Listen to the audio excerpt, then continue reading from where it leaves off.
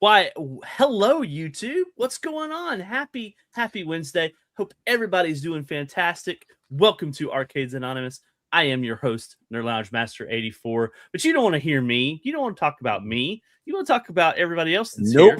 Let me bring in everybody else that is part of the show tonight. And of course, we're waiting for other people as well. Gentlemen, welcome to the show. Happy Wednesday to you all. J Pixel, I vaguely remember doing a show with you like a couple of days ago. So we? Yeah, we did. Just time flies when we're having fun, right? Yeah, it's been a minute. I watched that show probably almost for the first 20 minutes. It was great. All right.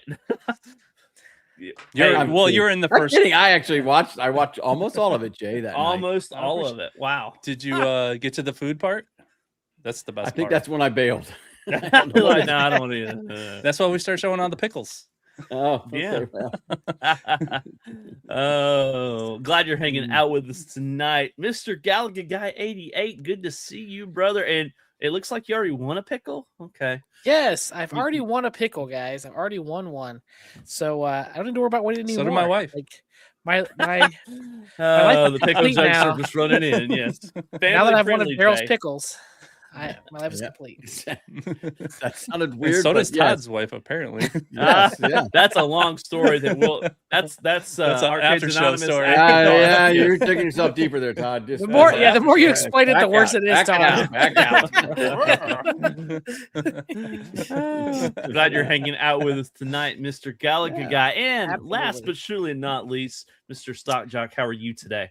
I just want to say, I just want everybody to understand real quick that it took me a long time to write the original score for the startup for Arcades Anonymous. It took me weeks and weeks and weeks to write that score for that. And it took them a lot of practice to play it and everything. Yeah. And I kept messing up. I'm still back here like. This is guitar. I love that intro, man. That's me all the way, man. And I'm a guitar guy all the way. We need more AI rap in that, though. If we just yeah. What's up? You know, when you three guys all get together and decide you want to kick me off the show, that's all you got to do is play AI rap crap. Yeah, that's never gonna happen. Okay, I'll play some DJ Hero. What? Oh man, looking forward to a fun night tonight. Absolutely. We got to span the generations of time, so that's why we're all here. Yes. There you go. There you go. Mm-hmm. That's right. So, Galaga Guy, you gave us a nice little tidbit of information here. You saying is this true? Spears I just making up stole stuff. her music all? catalog. $200 million. That's all? $million? Yes. So yeah, she did. That was news that came out breaking today that Britney saw Spears did sell all of her musical catalog, and she got $200 million for it.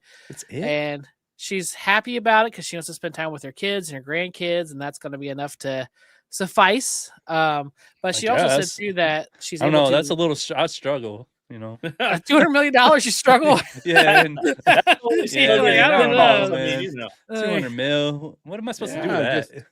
Apparently, she can still perform the songs, and that's okay. But like, she doesn't get any royalties or anything if it's on a commercial or a show or whatever. Like, she gets none of that anymore.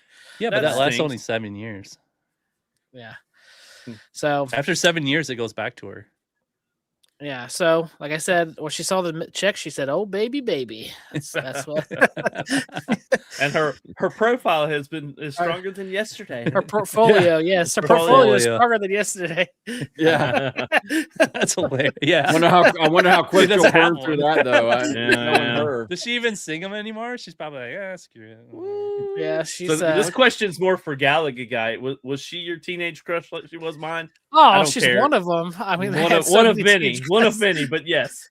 It's like Topanga, Kelly, Brittany. It's like all of them, man. Yeah.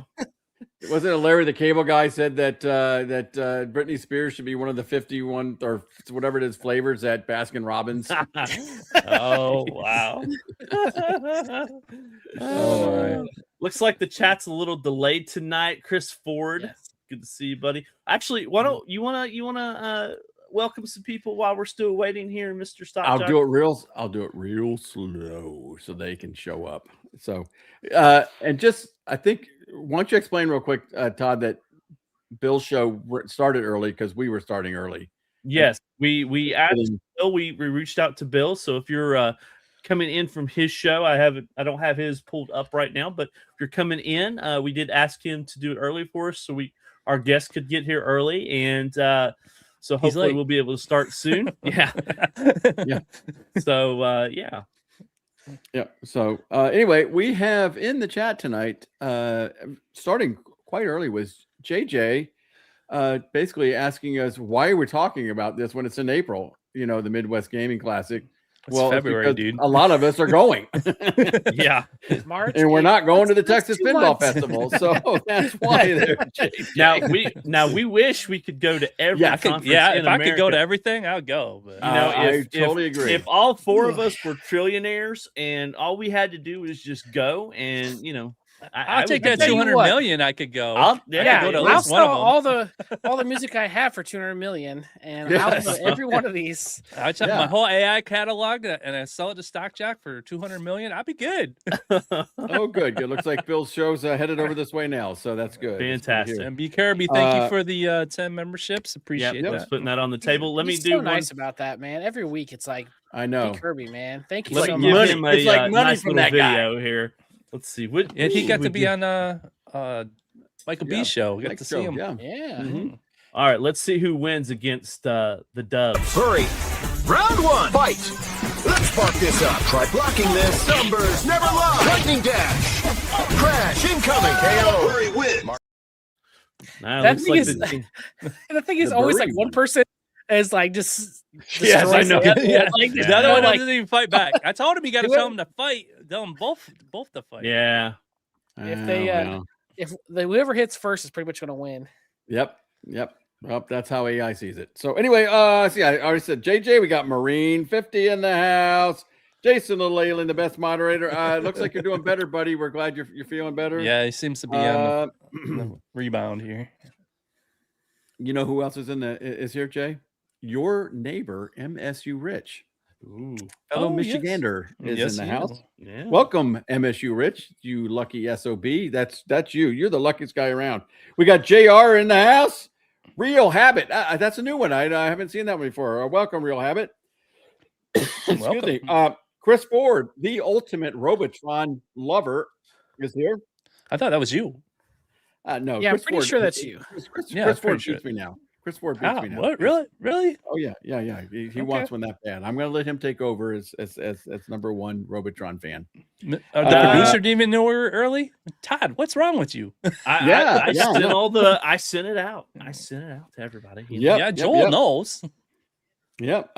We got Tim York. Dr. Torque is here. Dr. Talk, Dane Dr. Bramage, T. Mrs. G.I. Joe, who is the producer of this show.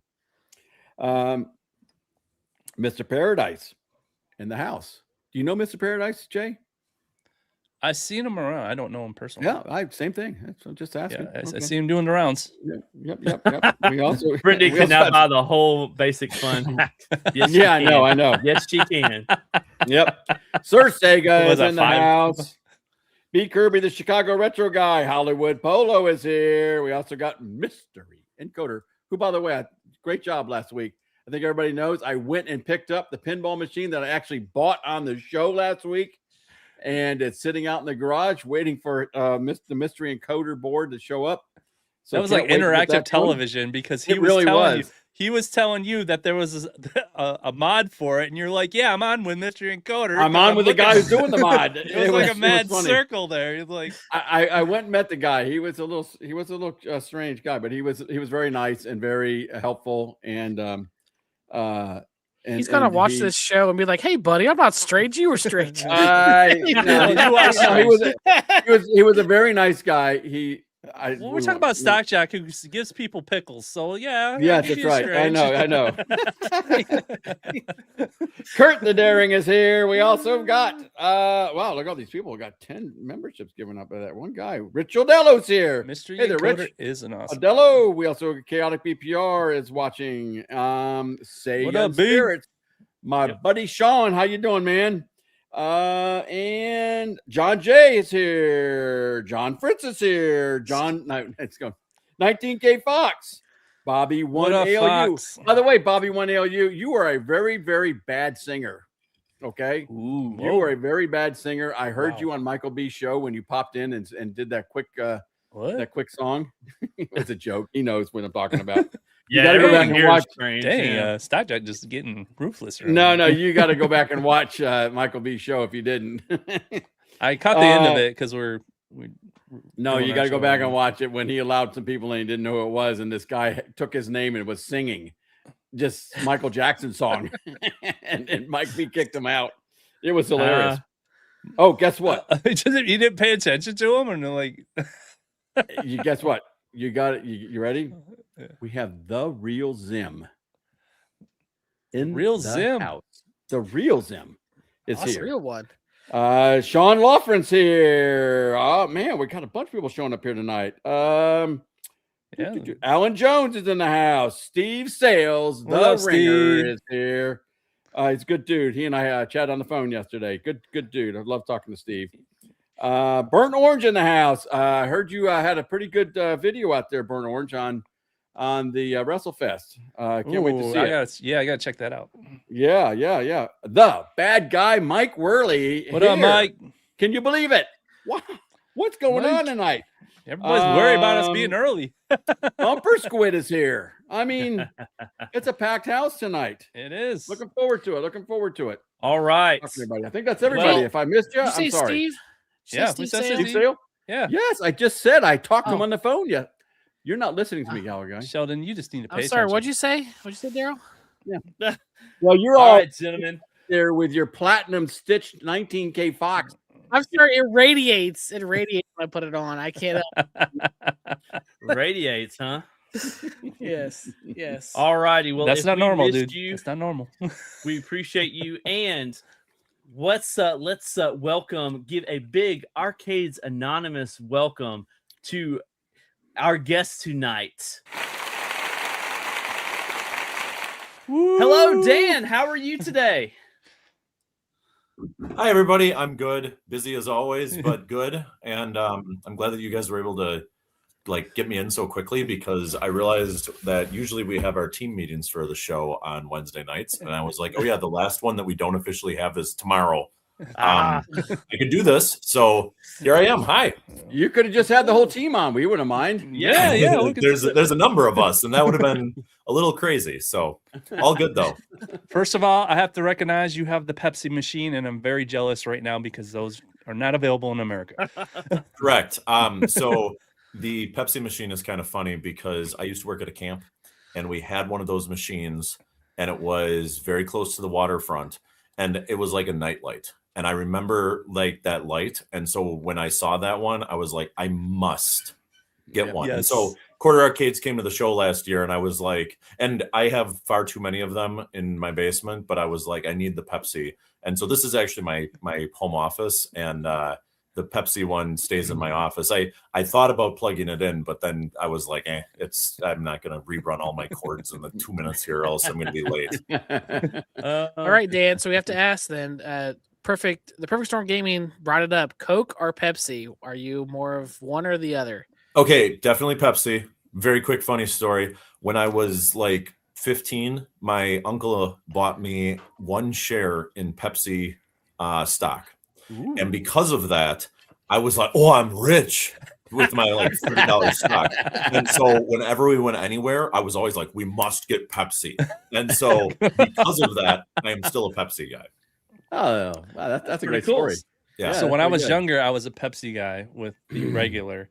To this day, I don't like regular Coke. But when I had to switch to go to diet because I'm old and I get fat when I drink regular, I just have to go Diet Coke. So, Man. but if I was Yeah. drink regular, it's gonna be Pepsi for sure. So Yeah, But I'm now- working on not doing as much with the soda myself. So yeah, but I got the machine. By the way, you got have the you seen one machine. of The these? machine. That's all that matters. Have you seen one of these, by the way, before? Yes, we all want one. Okay, yeah. seen the 'cause the cool 7 part Up- is when you well, we press the have- button, Yeah. it spits out little cans. Yeah. It's I know that's You're making us so jealous right now, man. Oh, sorry. they Sorry. don't have and on their website and everything.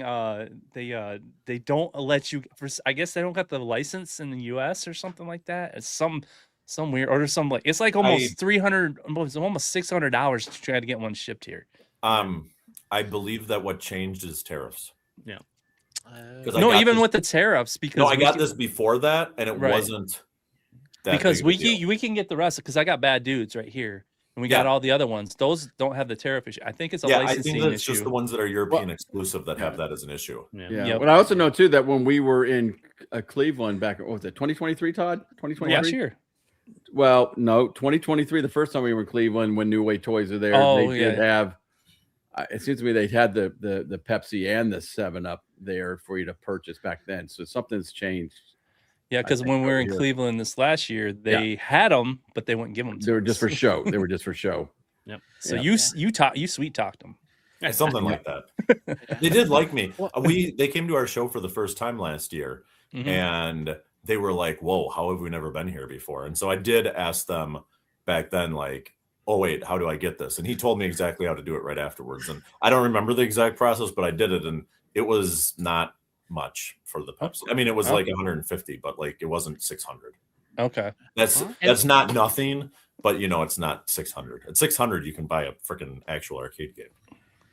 Yeah. Right. Well, but nowadays, real quick, Todd, do you want to introduce who Dan is? Yeah, do you want to introduce him? Well, I was going. Everyone's like, "Who's Dan?" Like, who is Dan?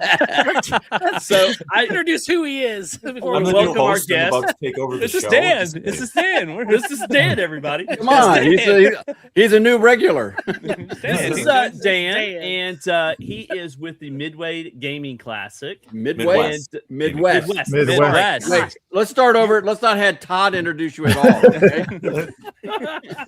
All right, Dan. Hi, Matt, tell us about yourself. Multicade Matt in as well. Go ahead, Dan. This is your show. Introduce yourself. Todd's terrible at it. I'm terrible at it. So go right ahead. The short version is I'm one of the co-founders of Midwest Gaming Classic, which is an event in Milwaukee, Wisconsin, that is held annually. We are coming up this April 24th through the 26th. It'll be our 25th anniversary of the show, and we are I don't know how to put it other than we're an odd game show because we do everything. Yeah. That's kind of what we've always been. And so it's a different vibe than a lot of other shows, but we love all aspects of gaming and basically give everybody a platform to come and share it. And someone just said that we're the best retro con in the country. I don't know about that, but James, he's big into the toys. Nice that people think that. It's funny because for myself to review the show, because I just run around and put out fires, I'm always like, I have no idea how good it was at the end. Yeah. But I'm told from a lot of people that they love it. So we must be doing something right. Yeah. In 25 years, right? Yeah, 25 years. We started as Atari Jaguar Festival or JagFest because my business partner and I really liked the Jaguar console. And so there was a group of Jaguar. I know we were like 2 of the 100. And I'm not even kidding. There was an online community on a message board called Jaguar Interactive 2. And we all talked there. And in like the late 90s, shortly after the Jaguar died, someone was like, we should get together in real life. And then everybody was like, yeah, great idea. And so in 1997, they held one in Chicago. I was too young to go to it, but I was like, oh, that's so cool. And then in 1999, we had one in Rochester, Minnesota. And me and Gabby, my other co-founder of the show, went there. And we got to the show and we just loved it. It was like, I don't know, about 50 people at it, but when you love the Atari Jaguar, nobody knows what you're talking about. So when you walk in and you're like, oh man, I want to play someone in Kasumi Ninja, like someone else would be like, heck yeah, let's go. That was like, it was like finding a needle in a haystack. And so in 2000, it had already been set to move somewhere else that was further away, further than I could travel to. And in 2001, Gabby and I said, we could host this in Milwaukee. And everybody was like, cool, sweet, let's do it. And so the show moved to Milwaukee, and we had a guy, Marty Goldberg, come to us and say, hey, I'm an Atari historian, but I don't really have any Jaguar stuff. Can I bring like the old stuff to share with you guys? And then you guys could show me the new stuff. And we were like, heck yeah, come on in. And that was the start of us just saying yes to everybody that came in. We had so much fun the first year that every year since then, we've just added more to it. After the first year, JagFest kept moving. And by the way, that first year we had people come in from Japan. We had people all around the country come. It was amazing. And so the second year, the original concept of it was we held a naming contest, and someone suggested Midwest Classic, and we were like, we like that, which by the way was a really bad name because no one understood that it had anything to do with gaming at the time. That's why the word gaming got added. But then we had that year originally the concept, which is by the way the stupidest idea ever, was we're just going to find the games that were made in the Midwest. And we're going to feature as dumb as can be. But because of that, we were like, all right, we have to get pinball because every pinball machine almost through history, with a few that have been made in like Spain or whatever, has been made in Chicago. And so we were like, heck pinball. And so we brought in a pinball machine. We bought it. We started fixing it up and stuff like that. I've worked at arcades and stuff like that since I was 15. My first job was with Chuck E. Cheese. I worked for the Rat. And then Pizza Rat. And so I learned how to do that stuff. We got the pinball machine and we brought that in, and then we gave up on the whole Midwest game thing because I was stupid. And we were just like, yeah, if you want to come in. And then every single year we have a group that goes, yeah, let's go in. Yeah, let's do this. Let's do that. Last year we had so real quick, I just saw a comment. I want to just correct something. Hyatt Regency is not connected to our side of the convention center. You will have to walk outside. Hilton is the only one that's connected to our side. We don't have the other side of the convention center. That'll be a good topic to bring up too. Yeah, but sorry. So just to finish, we've literally said everybody can come on in. This year, our new thing that we have is a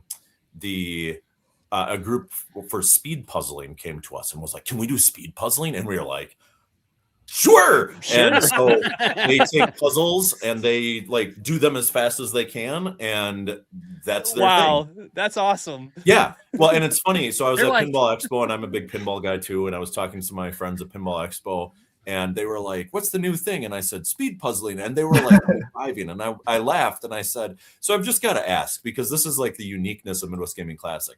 If Pinball Expo had said that they were bringing in speed puzzling, what would your response have been?" And they were like, "Oh, that'd be totally weird." And I was like, yeah, why does our show get away with doing stuff like that? And they were like, because at your show, you go for your passion to see then other people's passions. Mm-hmm. And so that I feel like is kind of what encapsulates Midwest Gaming Classic as a whole. So cool. PD7's in here, and he's the reason why I even know anything about that. He does a daily blog. He daily, and he's been, I would say, the last 2 or 3 years. And I think he showed off. The last time I seen, he was like three floors. Yep. And you have everything from like wrestling to like old school. They had the cars in there, and then like you said, pinball, arcade. It's just amazing to me the amount of stuff that you have in there. Yeah, and an important piece of this too is that unlike how every show organizer thinks that they're a beautiful butterfly and they're so different than other show, Midwest Gaming Classic, I very much recognize that about like other shows, and yet I'm always like, yeah, we are actually the one that's a weirdo. And so what makes us a weirdo is that most other shows, the way that they work is that they like, oh, hey, I want to bring in an arcade. And so they call up someone, and like we actually do this for other shows.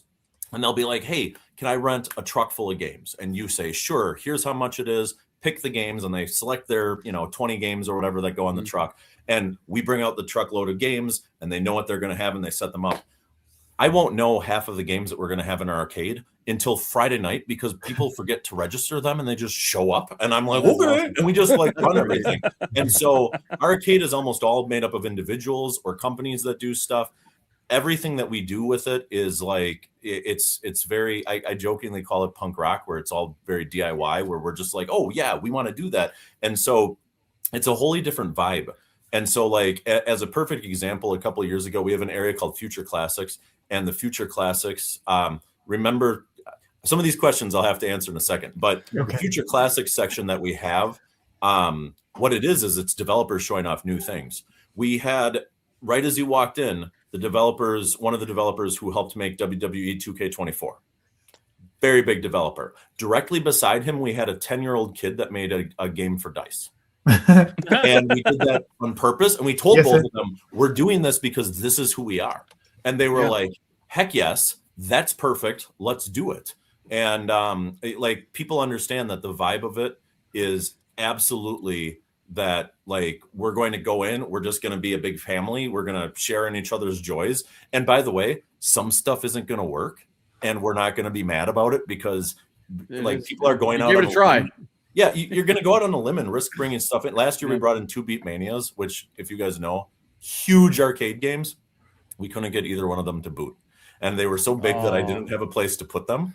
And so I literally called myself out in the email that I sent right before the show of like, remember, some stuff won't work. The 2 Dead Beat Manias are literally mine. And I'm on them today. And like, that's okay. And people get that about our show. And so it's more maker fair than like traditional gaming events. And because of that, it's literally anybody. The wrestling calls me up and says, hey, we should do wrestling shows at your show. And I go, great, let's figure out a spot. The car people, literally, I ran into one of them somewhere and I was like, do you ever want to do this at a show? And he was like, sure. I know like 10 other cars. Do you want them? I said, sure. And like, that's just how it goes. And that's how we get speed puzzling. We've got, I think that we're going to have pachinko for the first time this year. And it's the same type of thing. It's just people go, what about this? And we go, yes. And then we bring it in. So like, if you got to find a spot, but yes. Yeah. Unless if it's like actual slot gambling, the answer is yes. And we will find you a spot. Yes, sir. So Dan, do you have anybody who, I know, like I said, PD17 does it. Do you have anybody there specifically like streaming events like on YouTube or something like that? So, maybe some people who can't be there can watch this and kind of. Yeah. So there's certain, I'll put it this way. There's a ton of people that come to our show and do videos or whatever. And we're totally open to that. We don't do that in house because one of our issues that we have is that our whole thing is facilitating everybody else. I always tell people, like, really, while I'm a good source of talking about the show, nobody comes to the show to stare at me because I don't bring anything interesting anymore other than broken Beat Manias, apparently. But so I did bring my complete Jaguar collection a few years ago, but like most of the stuff at our show is playable. So like, yeah, I put stuff on a shelf. It feels kind of weird, but the thing that happens is that because of that, our team doesn't have as much to be able to do that, but we try to enable anybody that comes in and does that to do that. And so we do have some people that are streaming, but it's like I said, it's kind of a difficult thing. Like we'll do one on Friday night, but it's just from one stage. And as I think you said, PDX had noted, is that it's 3 floors of stuff. There are roughly 350,000 to 400,000 square feet full of stuff. Last year, the convention center was like, oh, we don't know if you can put this much stuff in the foyers. And I was kind of like, well, too bad, we're going to. And like, there's no other place for it. And yeah, the convention center didn't rent me more space. Not that I'm bitter. So we were just like, no, we just got to do it. And like, our goal is ultimately like to bring everybody together and to celebrate what we all love and find out that we're all similar. Here's my last, I kind of tell this one, but it's true. When I was a kid, I was pretty not popular. I don't know what the right word there is. I was shunned by a lot of the other children. And because of that, I learned that like when I go out in public, like I'm shy. I don't need to talk to people. But when I went to an arcade and I put a quarter in the Donatello slot of Teenage Mutant Ninja Turtles, because he is the best, anybody else that came up to me was instantly a friend. And we were a team and I could talk with them. And the game ended and we would walk away. And it might be, I don't know, a girl who's 2 years older than me in a different ethnicity. And I could talk with her and there was no issues. Games give you that thing of respect immediately that you can start doing. And then afterwards you can have a conversation about other things. And so much in our world today is made to tear us apart and is like, oh yeah, let's figure out different reasons that we should fight about things. And games, you come together and you find out, oh, we're actually pretty similar. And so, yeah, that's why we do this ultimately. Yes, sir. Tastefully said. Awesome. Just no, we don't, right Israel. to my No, right we to don't. my core, man. That was yeah, it really does. It's true. Hey, It's true. that's Once what you it say is. like a That's what it fighting is. game or something, you're like, hey, what's up? Yeah. I mean, like, seriously, if just think about it. When you're at the show, I now bring in Teenage Mutant Ninja Turtles. Walk up to it and start playing it by yourself. Have someone else come up. And if they do not start saying, like, I got the guys on the left, you got the guys on the left. Oh, it's Rocksteady. You want to jump kick him because he won't be able to hit you as much. If you're not doing that, you're not playing the game right. And that is such a lost art because now so many of us post stupid memes that make us look like we're complete freak shows. And that does not open up conversation, especially because if you disagree with the meme, you usually are like memeing back the other side like so hard that like it seems like there's no middle ground. The gap is this wide, but like when you find people, you actually both want the same thing. You're just looking at it from different perspectives. And so like I think that this stuff is actually really important because of that. Because if not, I would have made a lot more money being a manager at McDonald's than doing this. But I like this more because I think it's important or something. I don't know. So this is like a full-time job for you? Yeah, I mean, we do other stuff that's gaming related, but yeah. So we put arcade games out on route. I actually just confirmed another place today, so I won't say where it is until we get games there, but we should be adding 10 new games to a new location next week. We've got 5 or 6 places like that. We rent arcade games both to other shows and to different events. Yes, sir. We sell games online as jjgames.com, and I'm sure that we do some other stuff. That's the main stuff that we do right now. So do people do they request like arcade cabs? Like what's your most requested cab? Black Knight 2000, oddly. Oh yes, sir. I mean it's a great table. Yeah. It is. It's the reason that I say oddly is that like we have a pretty good collection of games. We did someone actually mentioned this, that there was a pop-up arcade at the Ingleside Hotel, and so we brought out 87 games. Wow. PDX probably did see me there. We brought out 87 games to there, and we had 85 of them work the whole time. One of them I was pretty certain was not going to work, and I was like, I'll repair it there. And no, I did not. And then the other one, we had it was funny. We brought 2 The Simpsons, and one of them went down hard. And if you guys know, that board has a part that's unobtainium on it, and it went down. I was just like, well, I guess that's going to stay down. So we had another one. So when people complained, it was like, there's one right over there. It's the only game that we had 2 of at the show, or not show, but at the pop-up. But so anyway, we've done weddings, we've done different conventions, we've done all this other stuff.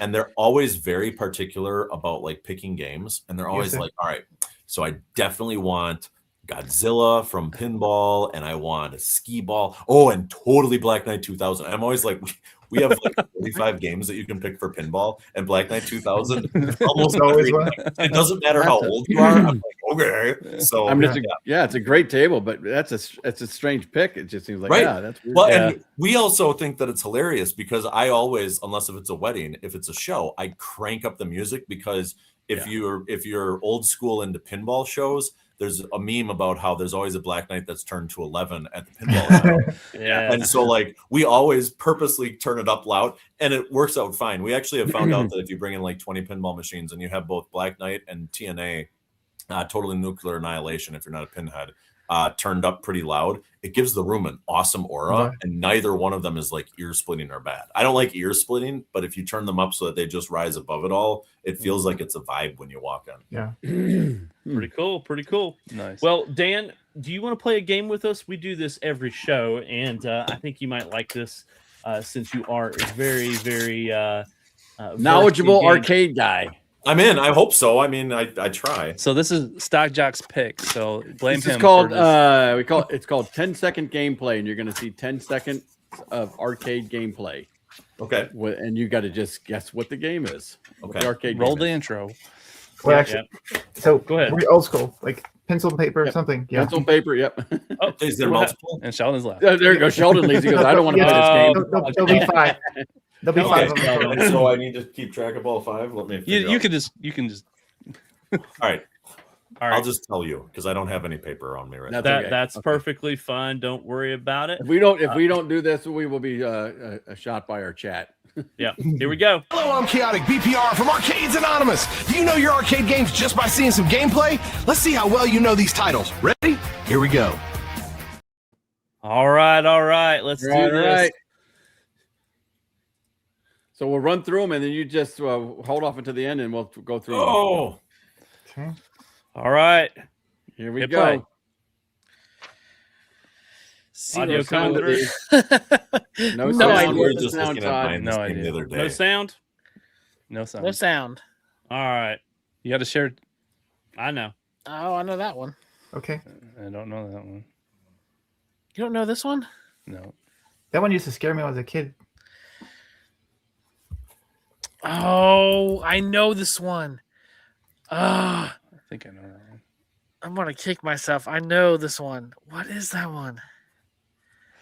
That could be. All right. No idea. No idea on this one. Is that? Oh, Oh. Oh, Yeah. Oh, Yeah. that's easy. Yep. well, 2 out of 5's not bad. can you play? I the have game? well, it's not that exact game, but I have a funny story about the related game to that final one. All right. Let me do it one more time, and this time I will have the sound. Okay. Thank you, sir. Okay. Yes, because the sound tells everything. All right. We'll do this again. Coming through now. Yes, sir. Sound is, but not the video. there There we we go. go. Tank force. I don't know. Tank was. Oh, a now Wii I know game. what it is. I heard the sound. Now I know I what just it is. got a tank at my office. No kidding. Yes, sir. Oh wow. Is that that's a thing? Yeah. This is the one. Like, I know what this is, but I I'm don't gonna know call what it it bad is. dudes, but that's wrong. Just for the record.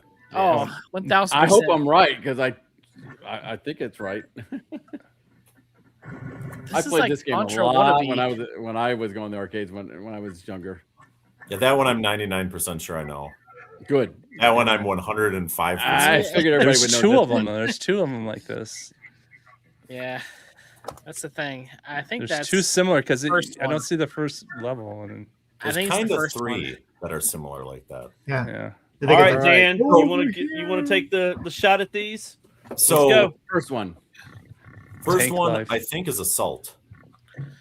I don't know what it is. It's Is it? either it's not Vindicators. I think it's Assault. Okay. All right. Anybody else? Anybody I have else no have idea. guess? I put no POW, idea. but it's not POW. I don't remember any tank games. Like Somebody this. asked us to play this one like 2 weeks ago. So in our Wow. chat.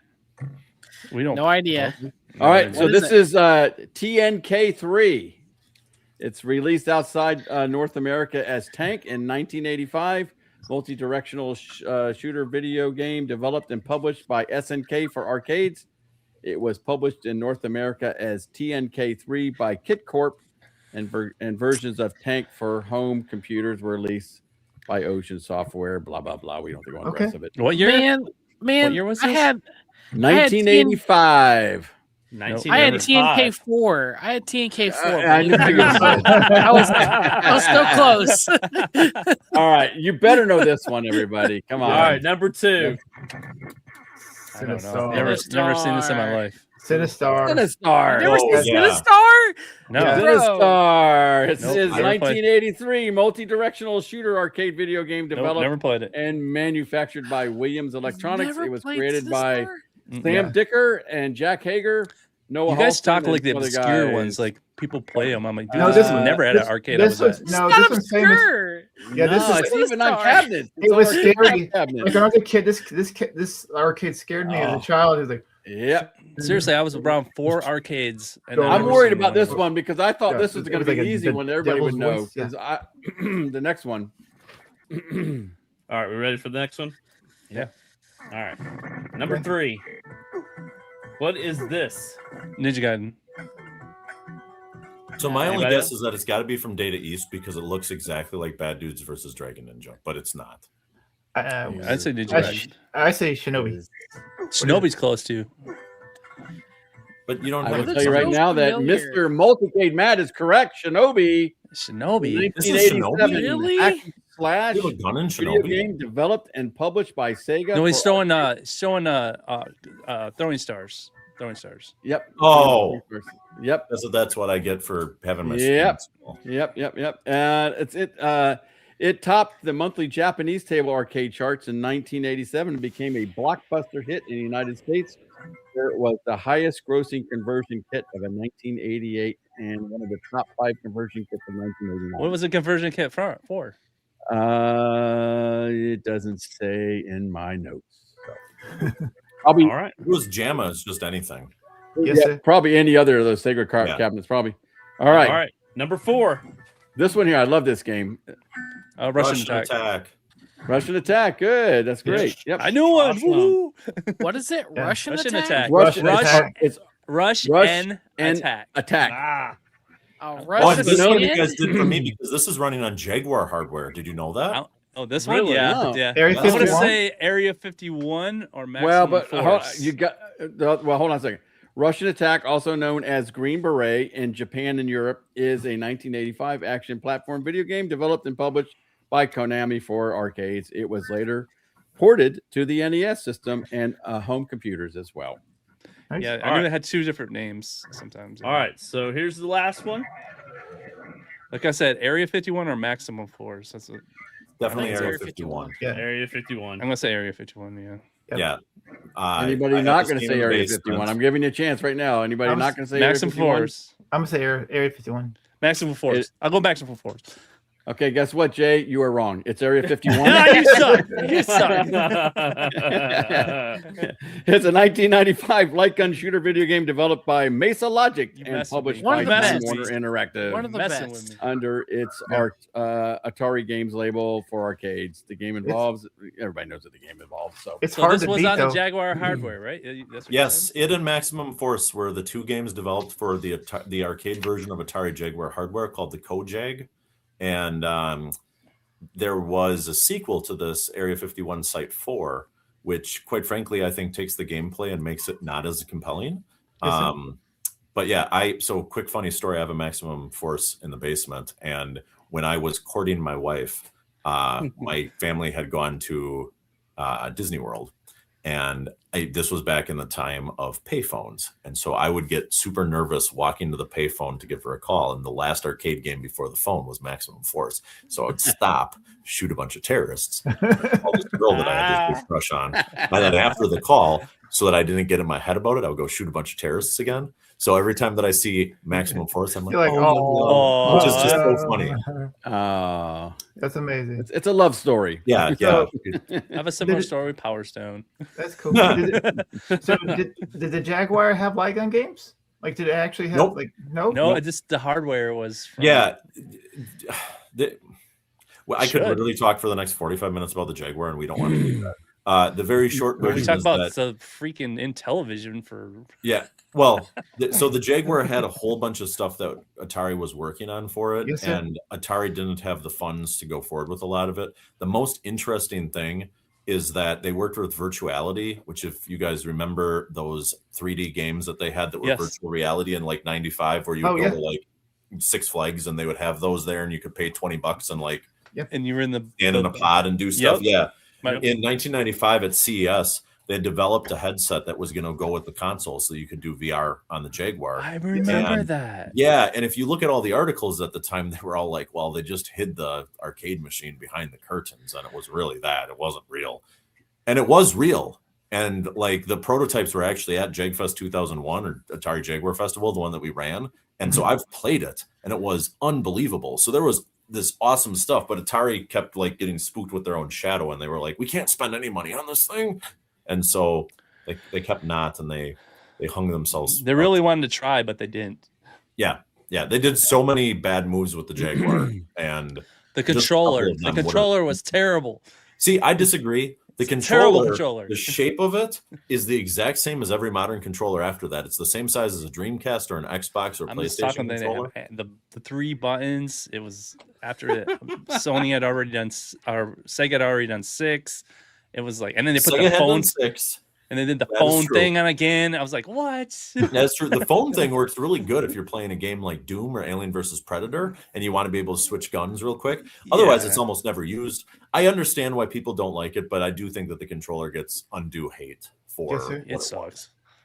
So, That's how I feel about the N64 controller. Yeah, it's like it's Yeah, so yeah. much Yeah, I mean, that's, but for you the know, wrong that, yeah, reasons. that's well, and look, if you're going to play Tempest 2000, and you should, then you need a Jaguar, and you have to figure out the controller. You can get a rotary controller. no. for it. I seen the rotary thing. I've watched actually. I have a there's, couple of like, them. A mod that you can do that rotor. Yeah, Yep, I have a couple of them. It's I actually want to do that just to play that Tempest with a you should rotor. because Jaguar Tempest is the best Tempest. Yes, I agree. If G.I. Joel was here, he He would loves agree. Tempest, and that's Yeah. I think the definitive edition that you can play with a rotor, because I think the PC versions and stuff you can't. Correct. After that point, they didn't do it again. I for a while with Tempest 4K was rated as like one of the top 15 in the world, which I couldn't believe. But that, I think, unfortunately goes to show that not everybody played Tempest 4K, but you should. Well, I just wanted to say that I'm holding up the best controller of all time right here. And that's fair. That disc is amazing.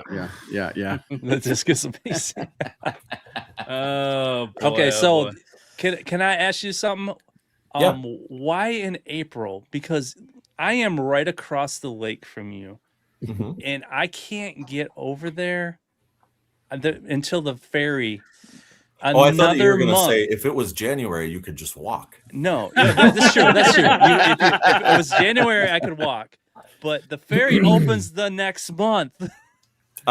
We've traditionally I been literally at would this- go right to Milwaukee. We've traditionally been in April. The start of April was problematic because we've had snowstorms that we've had to deal with, and so let's do spring. Where I can there come is a across. so there's a long story about the show being almost insolvent. It's been like a comedy of Mhm. things. Like I swear we've made money doing the show like 5 years out of 25. The other ones we lost money 5 years and we broke even 15. Like it's the weirdest thing as to why we kept doing this. But like I said, there's a feeling of like, ooh, this is worth doing. The timing, to be completely honest, has to do with two different things. We started doing it in April because we at the time were renting hotels, and there's no wedding business in April. And Okay. if you go just past Easter, nobody is using the radio. So you can get like 6 times the radio advertisements as you can, and you get your venues way cheaper. And so like the hotel that we had been using basically came to us and they were like, look, if you can fill in these April dates where we're not getting weddings on those days, you know, we can give you the space for like 1/10 of what you can get at other times. Oh, wow. Yes, sir. And like I said, cost to us is super important because we defray the costs of so much stuff. Like at our venue, and this is, I'm not throwing shade, it's just the truth. It's about $200 for every outlet that's get plugged in. And so for us to be able to pull, yeah, it's fun. Now for us to be able to pull that off, we have to like, because if you're going to bring in your, I don't know, your setup of Nintendo games or whatever, you're not going to be like, yeah, let me pay $200 to do this and a bunch of other stuff. Yeah. And again, that's where we're different than a lot of other shows. At a traditional show, if you will, someone might say to me, hey, we'd like you to bring in 50 consoles, and I give them a price, and we come in, we set them all up, and we're done. At our show, the people that set up the museum, which is our old school console stuff, there's probably about 50 of them, and they come in and set everything up and figure out the games that they're bringing, and they organize it all, and it's amazing. It's super collaborative, but it also means that we have to defray so many different costs in a different way than Yes, sir. most things. And so being as frugal as possible has been very important to us. Well, I would also understand this too. And I'm down here in Florida. Okay. So we always have nice weather. You guys have had some brutal weather up there. Yeah. And I bet everybody just can't wait. Can't wait. They just probably just can't wait to get out and go do something. So yeah, that makes is a lot of the other sense to me. is that if we're too far into the season and it's really nice out, then everybody's like, oh, wait, I can go outside. Why would I be inside? But like I said, we've had to play back and forth with it because in 2018, our Saturday is the day that most people pre-order for. Our Sunday is our big walk-up day. By the way, this reminds me, someone asked if there's stuff for kids to do. We actually set our day. Sunday is family day.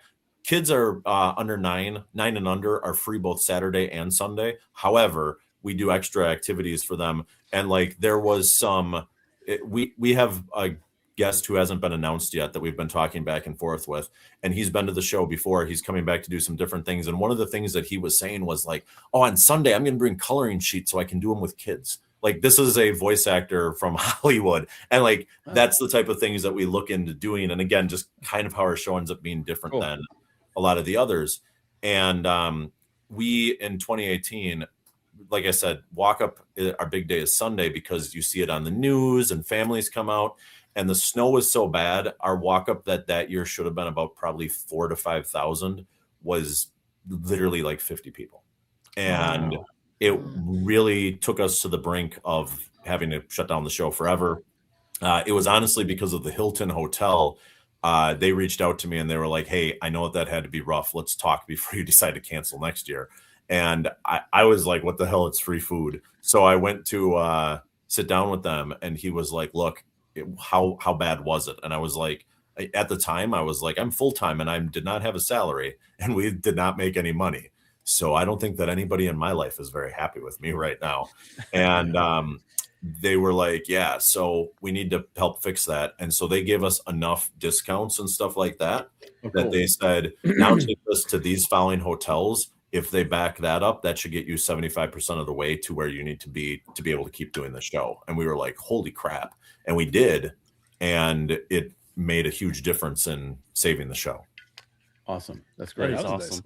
Yeah. Chaotic And so, DPR. so that's why it's late April, but not yet May. Yes, sir. All righty. Makes Well, sense. you need to do another one and go across the lake. You know, people I need to ask start us another one to over do in more of Michigan. them. And the issue is just that with it being so community driven, unless if we can get the whole community to like come up and move with us, like we ask a lot of people to take off a few days of work and come do this with us. And like, they love it and I get it, but it's very hard for us to be like, hey, do it again another time. And so like, and then the other thing that we actually have as a problem is like, if we take our name now that we're as big as we are and we go somewhere else and we plop down and we say, hey, this is what we're doing here, people go, oh, I'm expecting the big show. And so if we have a show that has 5,000 people come, which is a large gaming show, people are still going to be drastically disappointed. And so it makes a really weird like thing that we're trying to do. Yes, sir. It's a great point, James. It's a great what point. What is like the average attendance of this? Like, what is your usually? How many people do you have come to the Midwest Gaming Classic? Great question. I don't say that there's an average because if you discount the COVID years, since 2015, we've had about 30% growth every year. Wow. Last year we did 36,000 plus. Wow. Wow. Awesome. Yeah. That's awesome. So, and like the other side of it though, that I tell people, and this is true, is that like, it depends on what you're looking for when you come. If you are looking for the biggest pinball show, we're probably not that, because like, yeah, we're going to have a ton of pinball stuff there and it's going to be awesome. But like, you know, if you go to Pinball Expo or Texas Pinball Festival, they're going to have more of that. Yeah. If you're looking for Magic the Gathering, I'm not the biggest one of those. You know, there's 10 other ones. If you're looking for retro video games, you know, there's Portland Retro Gaming Expo, there's stuff like that. If you're looking though for the thing that combines everything, we're the biggest. And so I think that we draw bigger attendance than most of those other shows, but I would argue that for what we are, we really do stand alone. And so we're a good yes and show, if you will, where like if you love pinball, go to Pinball Expo, go to Texas Pinball Festival, and then come to our show if you want to see the rest of it. One group that I know brings pinball machines every year to our show. They're friends of ours. And they said, yeah, we go to 4 pinball shows a year. Your show, we set up our pinball machines, then we go play board games the entire time. And they said that's because we don't get to do that at any other pinball shows, and it's so unique. And so we just love doing that. And so that's what people should really kind of look at Midwest Gaming Classic like, I think. Having said that, I do think that there's enough there that if you like pinball, like you're going to get, yeah. I mean, hell, last year Stern had about 55 brand new games on the show floor. We had, if you take just new in-box games that were open from all the companies, I think that we topped 100 again last year. Wow. We had about 150 additional pinball machines. We had about 100 to 150 arcade games. Now, they don't all go in the same place. And so, like, it's funny because every so often someone will come back to me and they'll be like, just so you know, last year you had 184 games, and this year you had 172. So I'm really disappointed. And I'm like, I don't know, man. Like, sorry. Like, if those 12 games didn't show up and you really feel like we ripped you off, man, just don't come next year.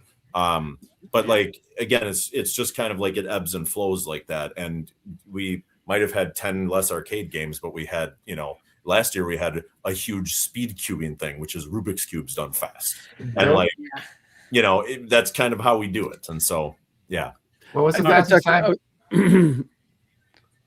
For speed cubing, like what was the like? I'm slow. My time is roughly about a minute. But so what's the fat? Like, because they can do like. No, I mean they do it like 4 or 5 seconds. So I believe that it was somewhere around 7 seconds. I don't remember offhand. Wow. But it was, yeah. And so they take it, they pick it up, they like look at all the sides of it, they put it down, they put both of their hands down, and then they say go. And then they put their hands down. And it's the time between when you lift your hands and you put them back down that it counts. Yeah, that's crazy. And so It's I fast. can't even do it regular time.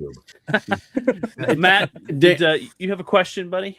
Yeah, so I put it in the chat. So the very important gamer package, like, what does all that entail? Because most of the time, like, we try to all agree, like, hey, we're gonna get this package because we're all going together. Yeah. So and it says it sells out. So what's the draw to the VIG package? Let's walk through it. So Yes, sir. first, Friday night we call it preview night.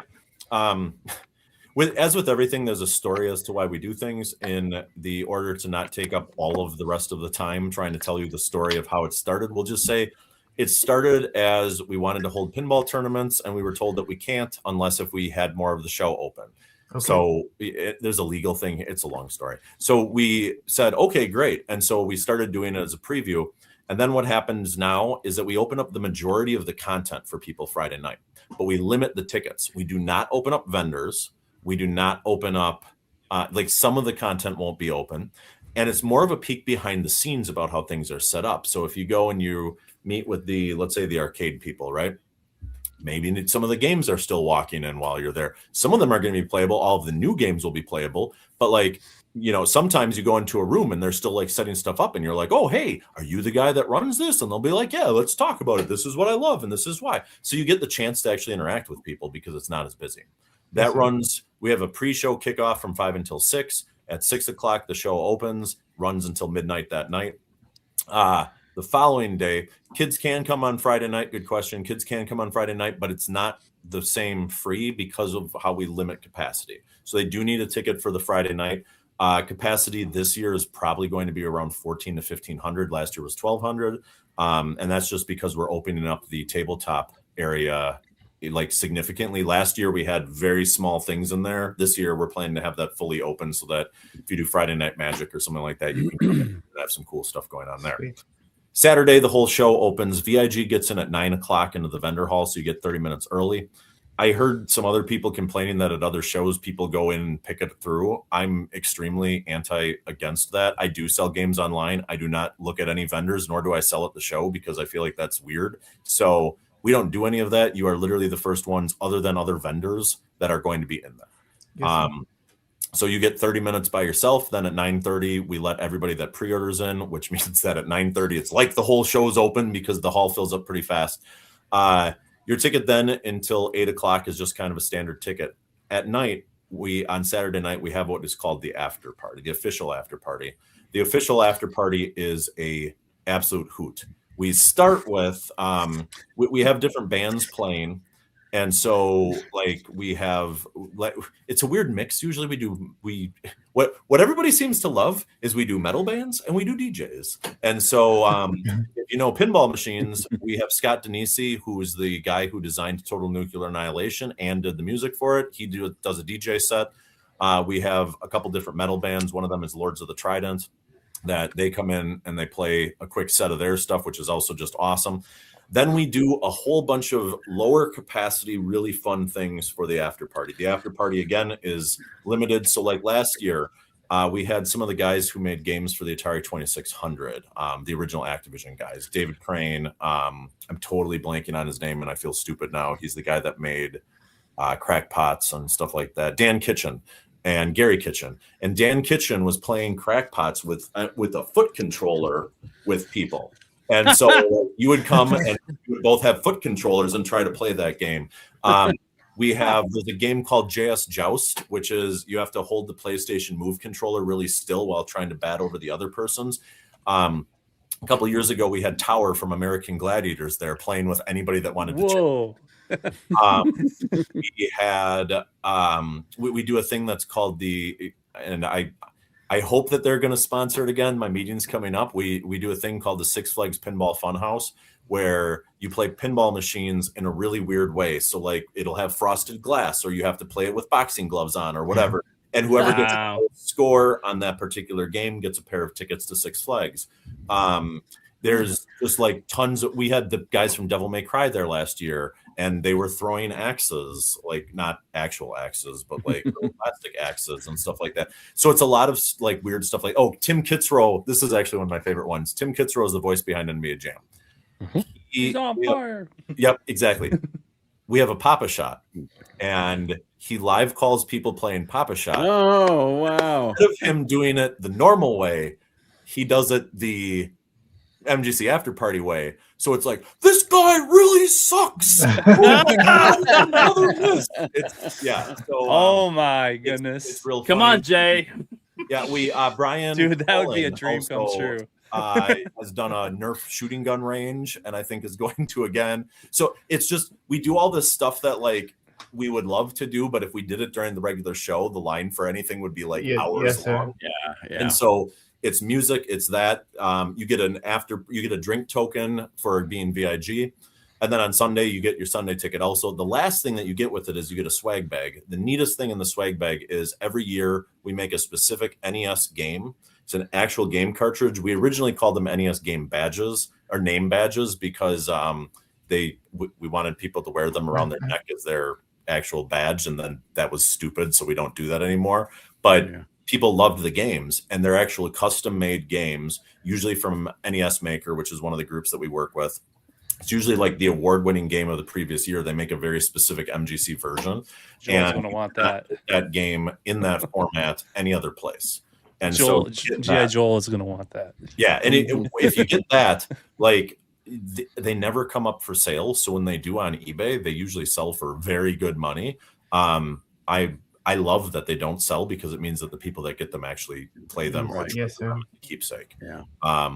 And so I think that VIG is the best package because you get to do all the things and it's just a little bit easier. And we also will tell you things that we don't necessarily tell everybody else. So like, oh, hey, on Saturday night, you can also stop over here and this is going on if you want to see that. And like, for instance, we've had different rooms that'll stay open for VIG also and stuff like that beyond the regular show hours. So it's just like a custom group. And what it really comes down to is that, again, like I said before, we've always kind of struggled with the figuring out the money thing. And VIG is a way that we can have a number of people who really support us, give us just a little bit extra. And in return, we can give them extra stuff back. And honestly, we pay just as much in like the swag production and everything else. It's more of just we get that money a little bit earlier, which is super important because like we have to pay off the venue a few months in advance now, which didn't used to be the case. And if I don't get the money in, then we have to pull it somewhere, and I don't know where else to pull it from. Yeah. Awesome. Can I ask a question? That is, you kind of were talking about before about how you 1 year you've got this many games, and this next year you'd have this many. Yeah. The one thing. But have you kind of seen a constant growth of the amount of like arcade games and pinball, and does it seem like it's been growing? Because your show seems to be has just grown while other shows that we've gone to seem to be contracting. Yeah, so candidly, the place that we are, it gets harder and harder for us to get people to like show up with a game because it's more complex than just showing up at a hotel and pulling it out and setting it up. Oh, I'm sure it is. However, we then work with people more hand in glove, if you will, to make sure that we can get them as best as possible the same. And what I would say is that some of this too is that the market and things like that have really shifted in ways. One of the things that I would argue is the reason that you see a lot of contraction in it is that, arcade games are hard to move. And it used to be 15, 20 years ago, the people that had arcade games were super dedicated to it and loved meeting other people that had arcade games. And so dragging one out was not a problem. And now you still have those people that are like that, but there's a lot of people that buy one and then never want to move it again. And when you have that, like we have some people that there's always show deals on the games. And we have some people that don't come to the show and just pick up their pinball machine at the end and take it home and it never sees the light of day again. And to me, arcades in particular are such a social thing that's kind of weird. Now, having said that, we've had the game bringers more or less flatline over the last, 5, 7, somewhere around their years. What we've done, though, is that we've picked up the slack in other ways. And so one of the things that we've done in-house is that we've started bringing more of what we actually have. And so we have around 100 different games. And one of the big things that we've done is we've bought a lot of games that I have a whole theory of arcades, but I call games that people come to play magnet games. And so we really focused on those games that people really want to see. And that way, before the show, I'm going to look and be like, all right, what do we have that's coming? And if we're really light on single player games from the early 80s, we'll fill in a little bit extra there. And so we still are like slowly rising, but it hasn't been the same amount. The other thing is that we've had the gaming companies have started to really love our show as a venue. And I'll use Stern Pinball as the example. In the first years that we were trying to get Stern to come out, they were like, "You're not a pinball show." And it was like, yeah, but like we're an everything show. That's why you should be here. And there was a guy, actually, Mark from Marco Specialties, and he has since unfortunately passed away. And great dude. And he used to argue to Stern, like, this is my most important show of the year because I want to be able to sell parts in 20 and 30 years. And if you want to get people new into the hobby, you have to introduce them to it. And his explanation of it, and by the way, this is not in any way shade on any other show, is that if you bring your game to a pinball show, everybody at the pinball show knows that you have a new game. If you bring a game to Midwest Gaming Classic, everybody at the pinball show knows that you have this new game. And everybody at Midwest Gaming Classic knows. So he said, why don't you bring them to Midwest Gaming Classic? Because they're willing to put it in front of the general public for you. And a lot of these companies have shifted to going, oh, that is super important. And that's a real positive, I think, for everybody ultimately, because like there are kids. I was talking to someone I ran into. It was at my younger son is a Cub Scout, and I ran into someone who I had on this shirt, and he was like, "Oh, Midwest Gaming Classic, that's really cool. Have you been like many years?" 25, and he was like, "Wait, what?" And so we ended up chatting about it, and when he was like, "Yeah, me and my 11-year-old go just play the pinball," and so like to me. I really wanted to have that experience of being able to play pinball when I was older. Yeah. And so we try to keep the flame going for stuff like that. And so anyway, those companies, as they start to understand, have started to do it. I've been told, Eugene Jarvis has told me that it's his favorite show to come to too. And he said, we don't necessarily sell that many games here, but I get to see the people actually enjoy them.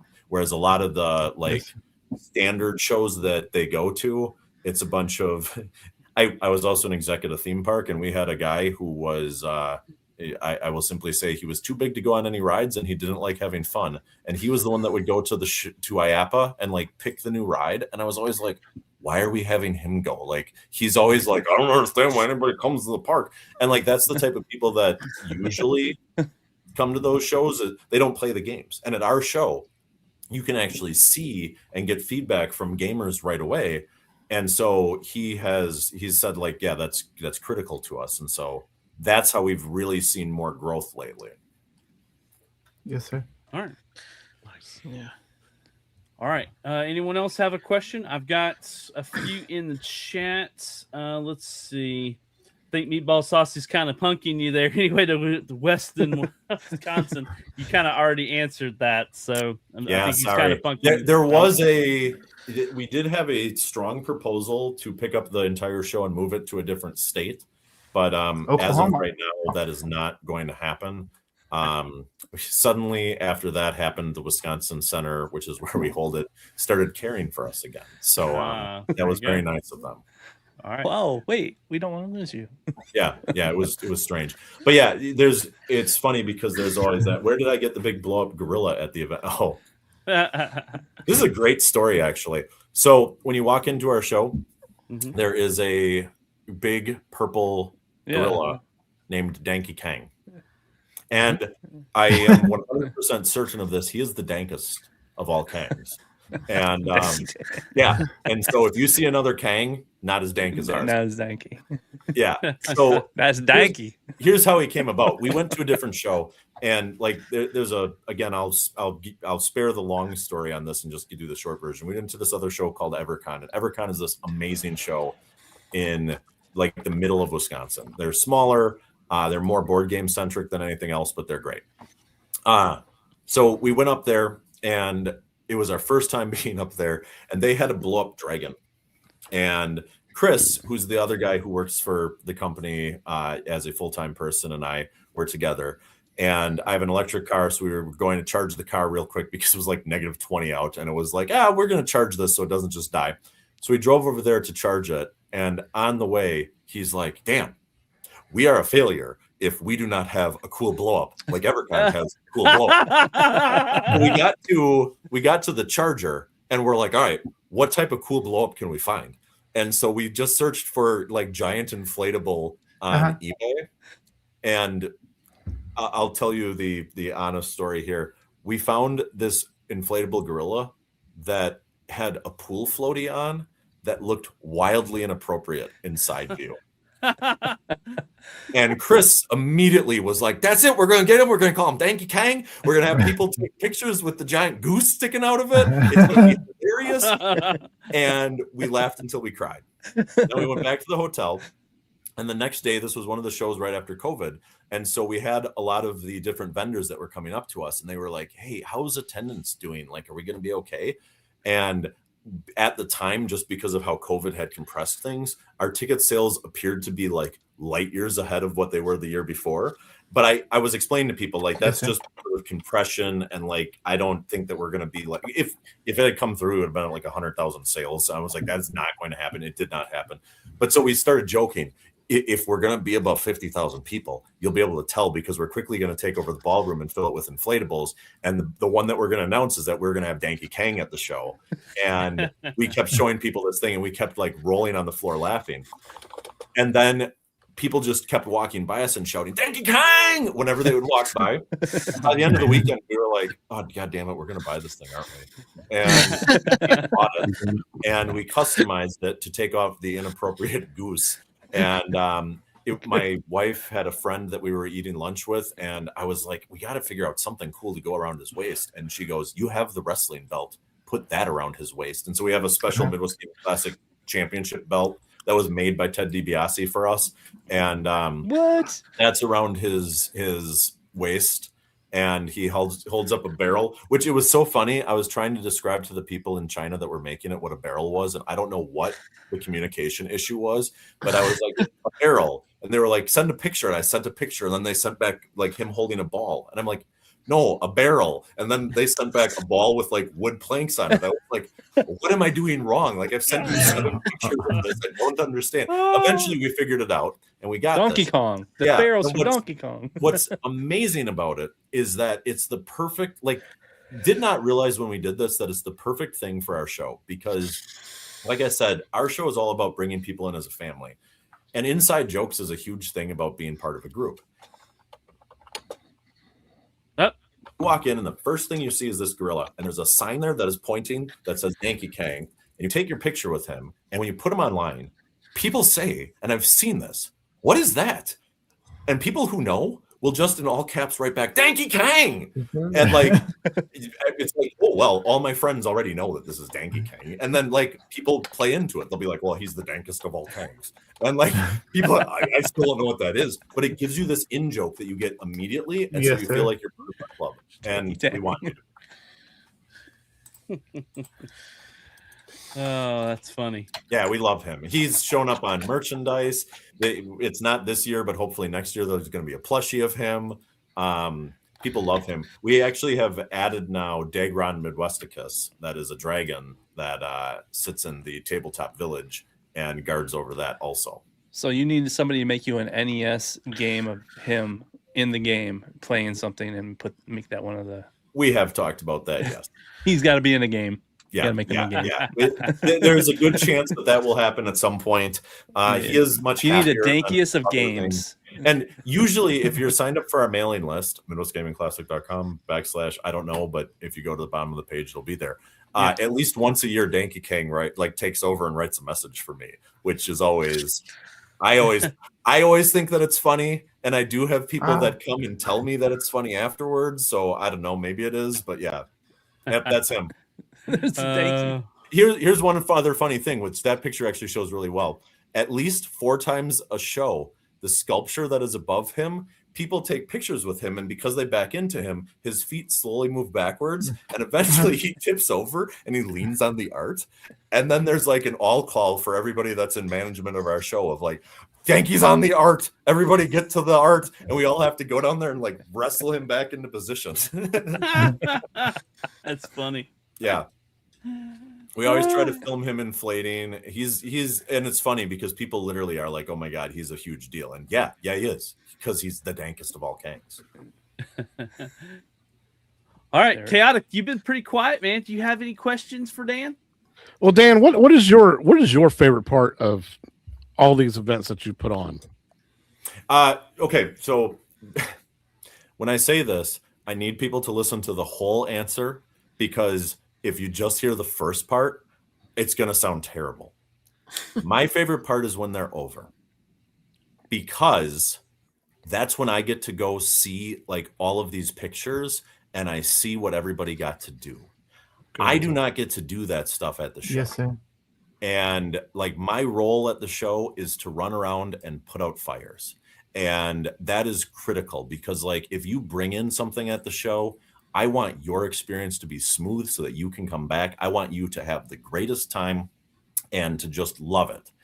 And because of that, like when one of those cars comes in and rips a fuel line, and suddenly the whole like place is panicking, and for whatever reason the Baird Center is like, oh my god, we've got a center, it could explode. And I'm suddenly there like calling in all the experts to be like, dude, it's a minor amount of gas on the ground, it's not the end of the world. Like that's what I end up doing. And so those are the memories that I have. So I don't get to see all the cool stuff until afterwards. I joke, and it's true. My goal is always to play 2 games a year, and they're both pinball machines. Last year I played literally 4 balls of pinball, 1 ball on 4 different games. But that's what it is. But then afterwards, like I said, I get to come and I get to see this. And again, I get to see all of these people that came in and had such cool memories. And like sometimes I'm told about stuff that happens as it goes. We've had people that met, and then we've had marriages happen on our show floor. We've had people who like met their best friends. We've had people that started businesses. I've had so many people, and like I'm going to try to not get emotional when I say this, but I might. We've had so many people come back afterwards and just be like, this show legitimately changed my life because I met someone who did this, and the other with me.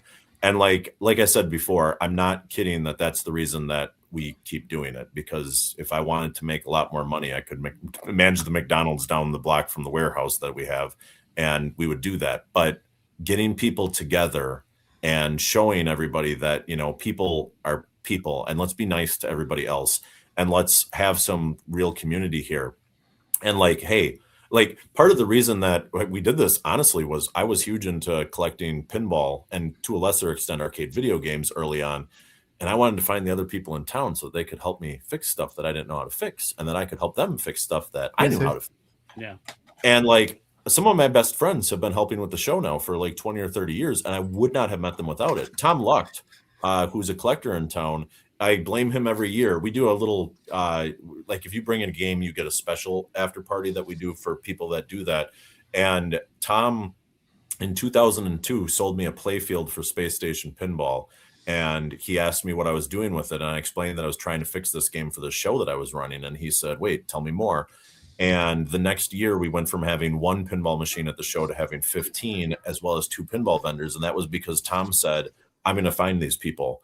And Tom still has a table at the show. Tom's probably 20 years older than me. And like, it's just amazing. And like, again, I would have never found people like this without this. And there's more people than me that you want that support. And like every so often I'll see someone on like Facebook or something like that that are like, oh man, like, I don't know if I can come. Like, I'm really socially anxious and I'm not sure that like I'll be accepted. I'm like, trust me, man, like, if you want, I will find someone. And we've literally done this where like there are certain people that I know, I'm like, go to this room, ask for this person, and they'll introduce you to people so you're comfortable.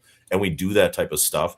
And like, to me, again, like the games and the vendors and all of that stuff is really important. But my business partner, Gabby, has said for years that we're not really a gaming convention, we're a social trade show, and that we just happen to be that gaming is the thing that makes us social. And like I said, to me, that's just where it all lies. I don't even remember what the question was anymore, but What was your favorite part of What was it? your favorite yeah, part? that is what it is. It's the after and seeing all this stuff. And as I'm looking through this, I'm like, oh man. And then I'm like, Doritos and Mountain Dew. What were we doing there? But yeah, it's amazing because I think in that first picture, I'm sorry, can you go back to it for just a second? Oh, sure. Well, if it wants to click on it, come on. All All right. right, I'm gonna try zooming in on my screen too. Okay, I got to share screen. Wait, I can do that. Oh, there we go. And then The Danky Kang one. the Donkey Kong, sure. Yeah, sorry. Yeah, so like, and this shows also what a thing that this is. The man in the blue shirt in front of Danky Kang is my father greeting people. Oh, nice. Wow. So, and the first show that we ever had was in the basement of the Boy Scout Service Center because my dad worked for the Boy Scouts, and so he was like, "Hey, I got a space for you." So it's been like a family thing forever, and so That's like, dope. that's a really cool picture. I didn't know that existed. That's cool. pretty So cool. did you get to Eagle? If your dad's a scout, I did. Yeah. Sweet. Life happened. I skipped. No pun intended. Like I got to life, and then I started having to work, and then I never finished my Eagle project. So, My dad did not push me on it, but I was Yes, sir. super internally driven for whatever reason. So I did it at like 13. No way. Oh yeah, it was. I somewhat regret it because I didn't really know what was going on.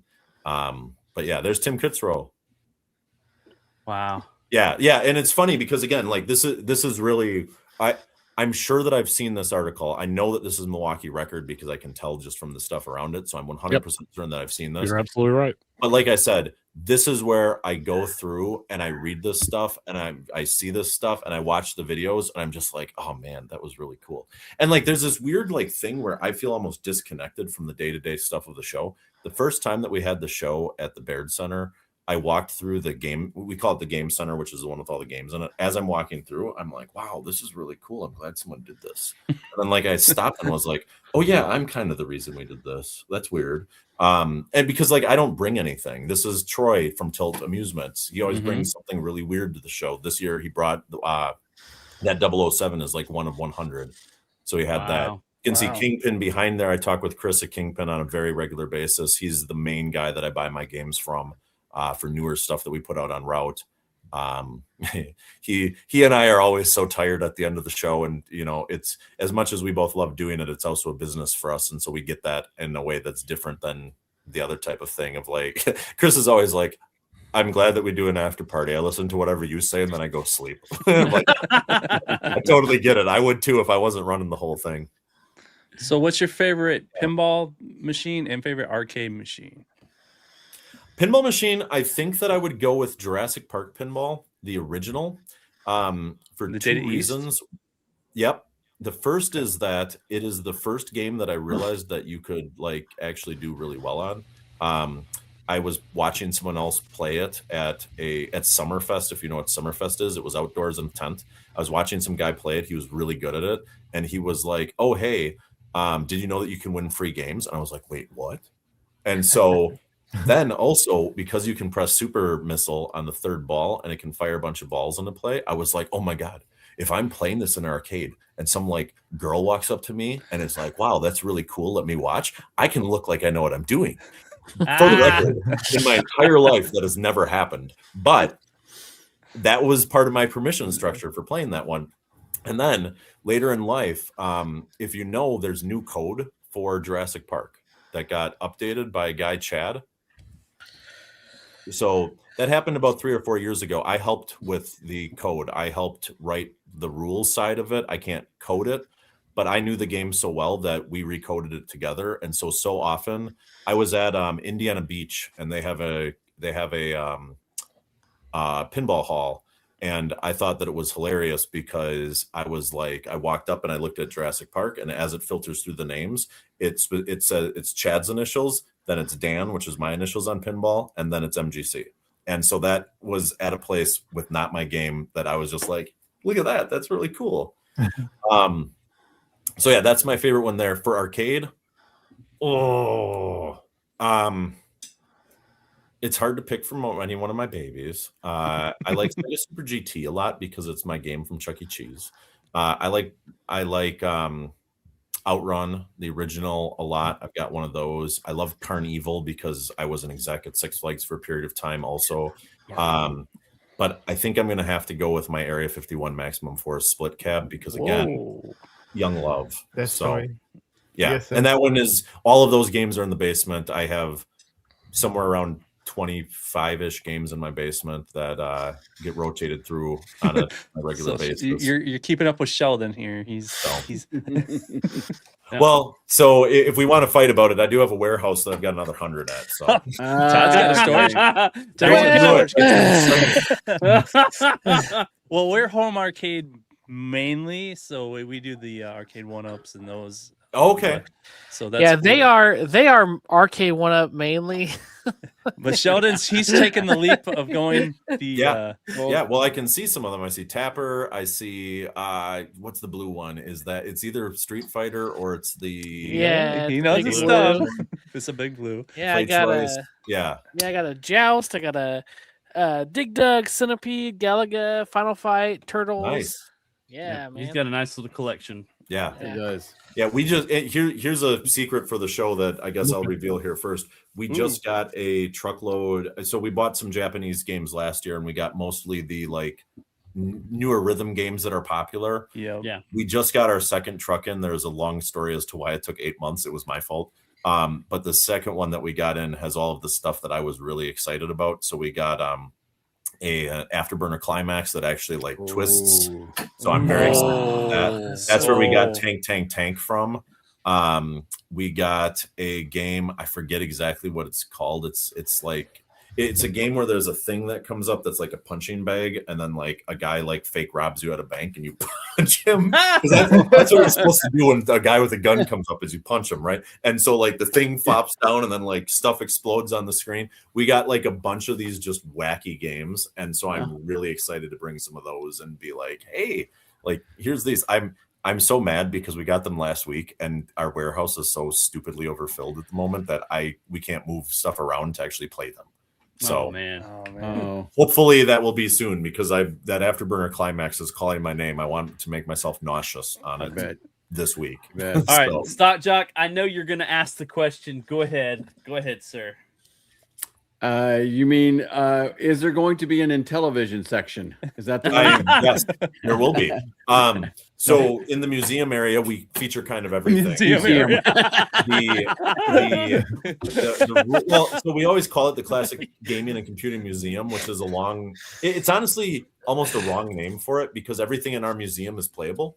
That's been like a long story with it, and so we definitely have Intellivision stuff in there. Well, Stock Jock's Okay, they also have a. I think the other question you wanted me to ask is, will you have a Robotron 2084 and will you have Firepower? Okay, so I can't guarantee either one of them, but I do believe that someone has registered to bring in a Robotron 2084. It's not ours, so I always am very like about bringing in anything that's not officially it's the greatest arcade game of all time. You should have it. So I don't disagree. I'll return and tell you a brief funny story about that. But then Firepower, I don't know. I don't have one. I actually have a Firepower 2, but it's not working. But I would love to get one there. If you want to bring one, I will make room for it. Hey, there was one for $1,000, not far from you there. Yeah, that's not a bad deal. So here's the quick funny story on Robotron. A couple years ago, there was one of my friends, his name's Sean, brought his Robotron 2084 to the show. And there was a guy playing it, and he's playing it, and he turns and he looks at the guy beside him and he goes, "That is the best arcade game of all time. Don't you agree?" And the guy goes, "Yeah, I made it." And Jarvis was there. And then he was like, "What?" And he was like, "Yeah, I'm Eugene Jarvis." And the guy was like, "What?" And that's the best. Sean saw the whole thing, so I didn't even hear it from them. But yeah, Eugene, like I said, he's like a personal friend, and wow. Little Dan thinks that old Dan is so cool, because I have these people that just like I randomly end up like texting with or whatever that are like way cooler than I ever could have been, and it's neat to have that. Yeah. Yes, sir. Yeah. That's awesome. He was on a show a couple of years ago. Matter of fact, it was an arcade 1-up show where he said he would love to be able to do a Robotron 2084 Yeah. and make it go like live where like 19 people could play it at one time. Yeah. It was like, And we're all like, "What? Yeah, do What? that." Yeah, Please well, and do it. Raw Thrills does some really amazing stuff now. Yeah. I don't know that it's come out yet, but they did the NBA, like new NBA Jam type game, and Yes, sir. they're doing a smaller version of it because like the giant version, no one's gonna put in their house, but they're finally doing a smaller version, so that's really cool. Oh, really? Yeah, I think that that's Hear that, public Phil? knowledge. I was told that last. PD7, you hear that, PD7? If that's not public knowledge, I didn't tell you that. No. You just told a whole home arcade community that it might have a chance to get the new Yeah. NBA Jam-ish game. Yeah, I mean, They win. it's still It's probably Showtime, gonna isn't be- it? Like NBA Showtime or Yeah, it's not Showtime. Showtime's a great game though. yeah, something's like The some, Milwaukee Time. Bucks are my team, and Showtime was the best era of old school Milwaukee yes, Bucks. that's My hang So- time. why the Pistons, man. Detroit. All right, so this will be my first time coming to Milwaukee. What else should I do while I'm in Milwaukee? Great Drink beer. question. For people who don't drink, All right. No. So the first thing that I would suggest, and I mean this, we are open to everybody, so you can come into the Intellivision section even if you don't need to, even without cards. However, if you're worried about getting hurt, you should bring your card just in case. Okay. Okay, so the first thing that I would suggest is that make the time to walk off site to eat.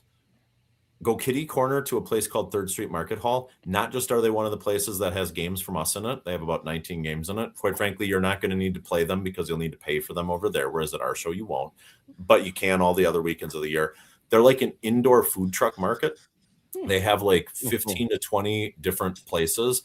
I strongly suggest the chicken fries at the hot dog place. The wings are also great at the wing place. There's so many other. Yeah, I know that doesn't sound like it makes sense. The chicken fries at the hot dog place. All Trust me, right. it's Get the actually one of tacos at the guys pizza that- place. that's from the arcade at the show that brought me. Rings at the egg salad joint. Yeah, someone else brought me to that. So I said, you should at least drive to see the art museum on the lake because it's got this big like Calatrava like bird opening thing to it that's pretty cool. I mean, I live here, so there's lots of cool stuff to do in town, but it's hard You to got to go to the say. brewery, right? You have to go to the brewery, right? There's a lot of different breweries that are really good.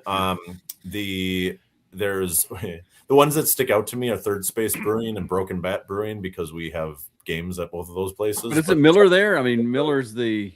Miller is here, but you can do tours at Miller. I know that.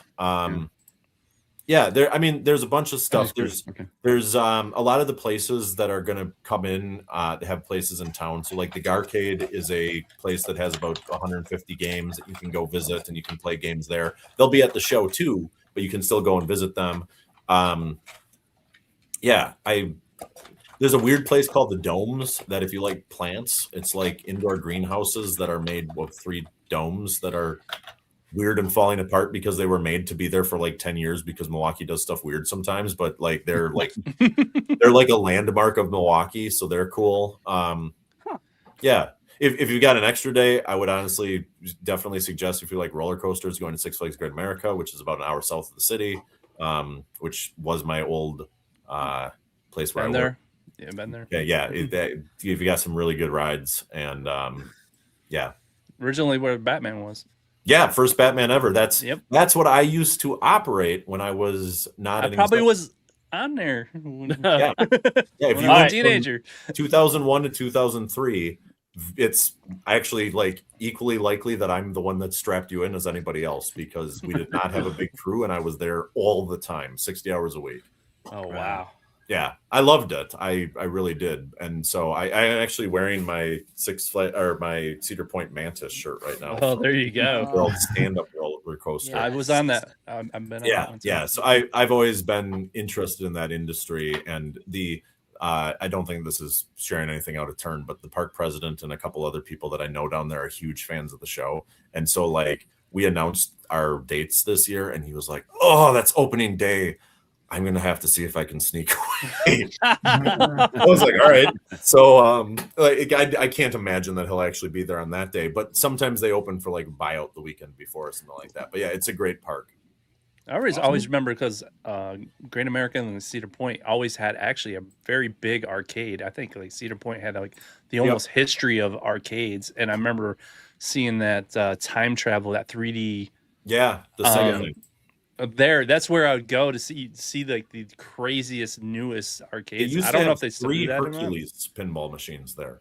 Wow. Yeah. Oh, really? No. Yeah, That's and Cedar Point mostly made that into a ticket arcade a couple years ago, which is really sad. Because they used to have almost the history of arcades. At Cedar Point. And up until like 3 years ago, they did. I would always spend a couple hours there, and like 3 years ago, I went there and I was like, "Oh, it's now just ticket games." Well, I guess more time to go on rides. Great America has only a handful of games in a few different places. What a huge issue with a lot of these places is that, like, just being candid, your really old school games and stuff like that, they don't make as much money as newer games. But the issue is that they target a different group of people. And like, I know for a fact that one of the reasons that Great America got rid of pinball, because that actually happened like 10 plus years ago, was because they just couldn't find people to repair them.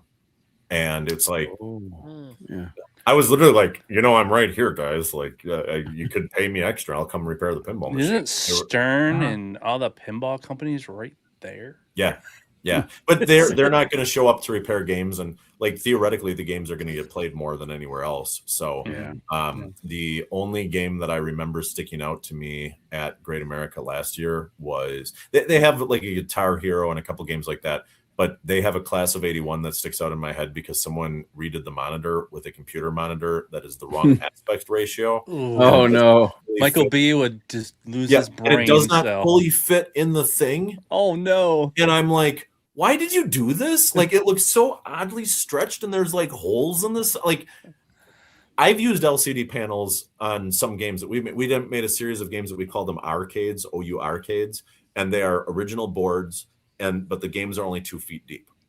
We did that so we can fit them on a truck more. And so like, that's how I have Turtles, and that's how I have a whole bunch of games like that. We did them mostly with 4-player games so we could have those every year, but we could bring them easier. If you look at those, they look really good. And yeah, they're LCDs. And so if anybody who's an like originalist wants to come and be like, oh my God, it's not a CRT, I will tell you, yeah, but I can fit 2 of them on a truck for every 1 CRT, and I don't have to replace the CRT every other year. And do that voice and find a CRT. What was that voice? Do that voice again. No, that voice only shows up at some time. That's the voice of the people that we don't necessarily cater to. That voice comes up here. I'll do it one more time, but it'll be for a different quick story. That voice comes up because in 2004 we had a show, and we were really targeting more of the hardcore crowd. And now if the hardcore crowd comes, awesome, but we target the everybody. And the reason that we do that is because after that year, we thought that we did a really good job. We busted our butts. We had a lot of cool stuff there. And I went back on the message boards afterwards, and there were guys that were like, I haven't owned every Nintendo game but 2, and neither of those games were at the show. Show is a disaster. You should never go. And I was just like, all right. And so we actually didn't host a show in 2005 because we were like, all right, clearly everybody hates this. And then what happened was we had like 10 people come to us after that year, and they were like, what happened? We loved the show. And we legitimately tried killing the show. So we sent them a list of things that we were like, all right, we don't want to be mean. A lot of them bought from our GOAT store online. So we were like, we're going to send you some impossible things to do. And so we were like, we need a place that's twice as big for half the size. I knew that I'd gone to every place in Milwaukee County, and that didn't exist. But like, we could give that to them, and then they'll go and find out the same thing and go, oh, I guess we can't do this. We said, hell, we need someone to be at ticketing all weekend. Because like, if you love the show, you're not going to want to sit at ticketing. We thought we were so smart. If we send this out, I now know that what happened was they took our names off of it. And one of the guys said, all right, everybody, let's break this up. They broke it up into tasks, and they started coming. 2 weeks later, I got an email. Hey, here's a place that's 4 times as big for half the cost. Me and my boyfriend will do tickets. And what we'll do is we'll just rotate so we can both see the show. And like, they took care of, like I said, there was like 10 different things. They took care of all of them. And it was just like, I was like, oh, Gabby, crap, we're going to have to do this show again. And so we did. And what's amazing, so the woman and the boyfriend that did tickets now do the museum together. They're married. They have been for like 10 plus years. The guy who found the space for us is the person who's been the lead of the museum for the last 10 odd years. There's a guy who I've known for pinball that helped with his wife. His wife is helping us to do the 25th anniversary stuff for the show. He did it's amazing. We haven't lost one of those people in 20 years in helping with the show. And so I'm very aware that if I was in charge of the show for real, the show would have ended. But it's everybody's show. So I'm just happen to be the one that sorts stuff around and then deals with the garbage in the back end. Awesome. Hey, Gallagher guy, you got a question? Yeah. So this is kind of a long explanation. So just go with me here. So Yeah. as a kid, whenever I was growing up, they had these things that were like kind of for kids who love dinosaurs, and you had the fossils in there, and you had sand. You could kind of like take your little thing and find the fossils. Yeah. Have you ever thought about doing that for the Intellivision section of the...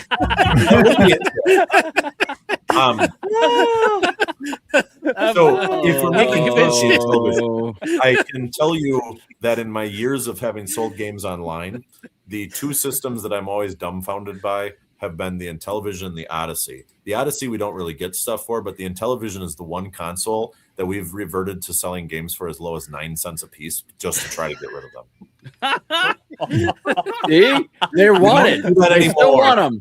Don't do that anymore. But for a long period of time, if you wanted Las Vegas poker and blackjack, 9 cents. Blackjack and reversey.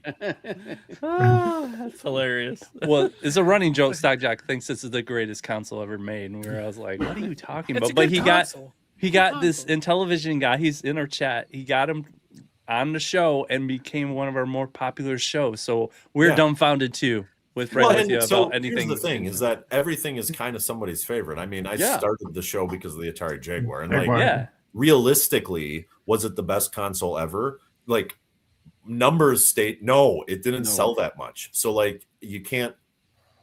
I can't stand up and say that it was the best console ever. I would argue that the best console ever would be the one that sells the most number of copies, because that's what a company is trying to do. However, there's meaning in all of the different things and the period of time that we have. And like the Jaguar ended up being really important to me because it was the thing that when I got, it felt like I found this new group beyond just my regular group online. And I started finding like, oh, hey, like the world is a bigger place.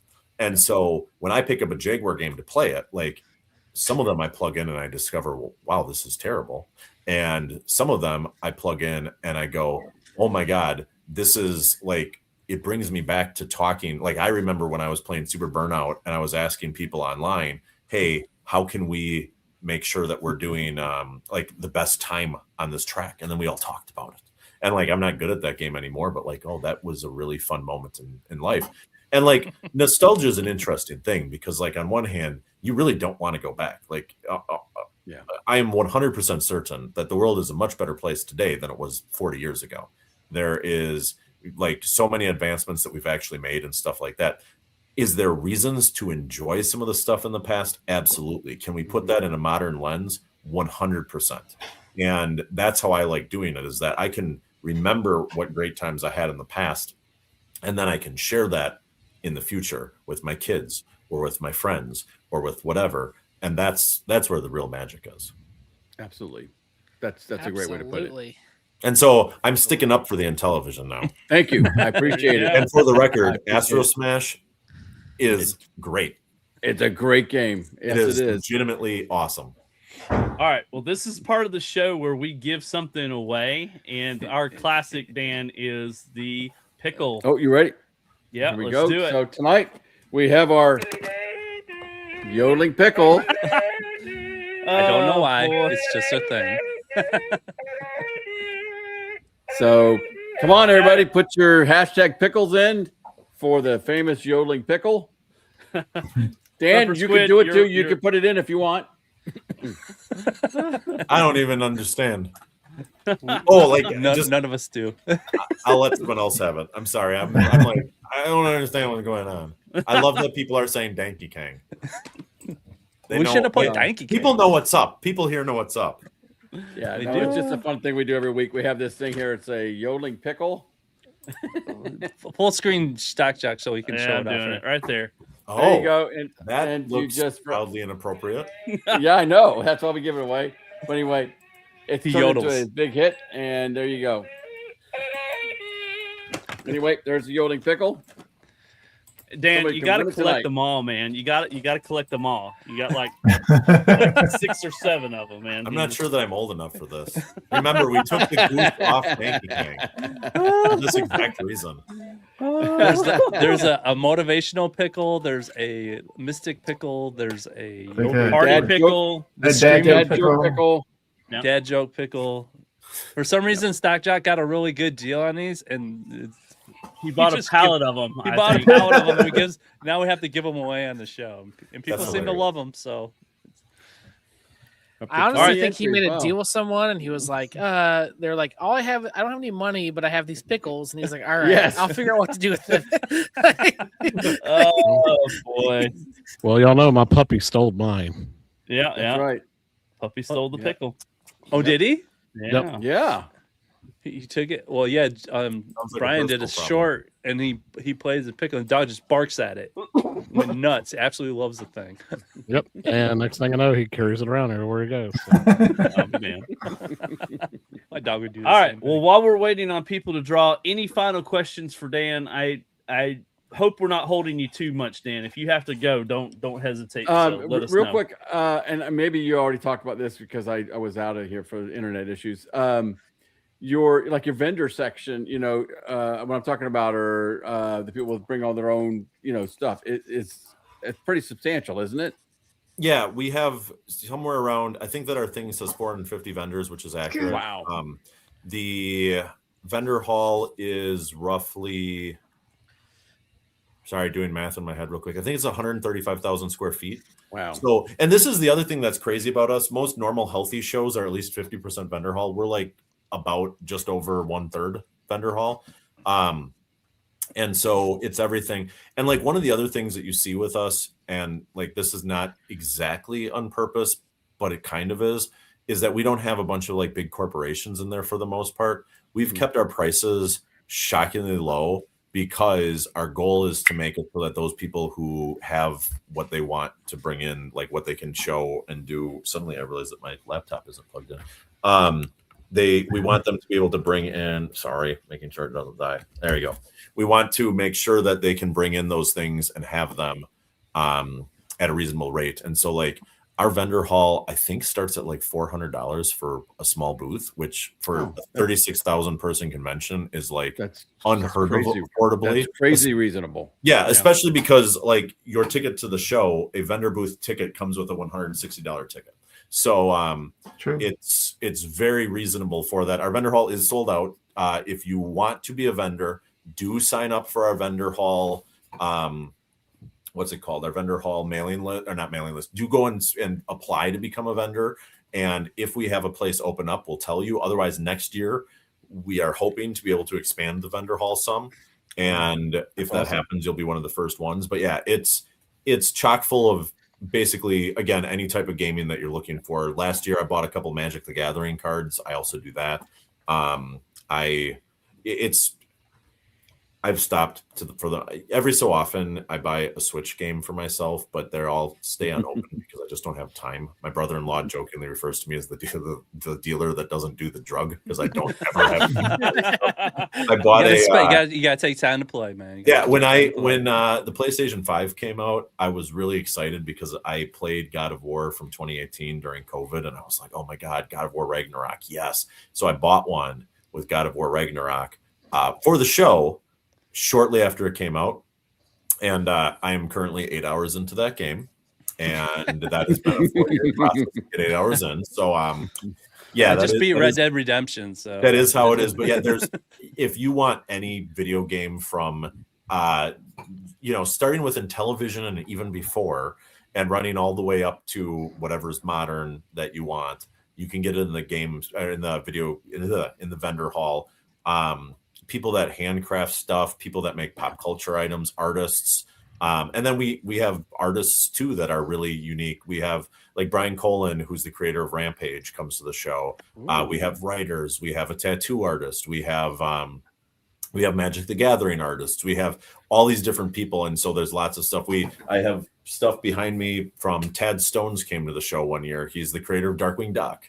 And so, like, we have all these fascinating things that just show up at the show. I saw an ooh from Jay there from that one, I think. And yeah, that's Darkwing Duck, yeah. This is a picture of Darkwing Duck playing nice. with a controller. Oh my gosh, that's awesome. So yeah, because he wasn't able to go for 1 year, and so I was like, I need a picture from you because I didn't get one the year that you were here. So like, tell me what I owe you and do this. And so he wrote me this note that said, "No charge. Hope the classic goes smoothly and it's fun for everybody, including you guys." And has Darkwing Duck playing. So like, that's amazing. We always find cool stuff. And there's stuff that we haven't announced yet. We have one thing that I wish that I could unveil, but I'm not 100% certain that it's going to make this year's show. But if it does, it's going to be something that no other show has ever done.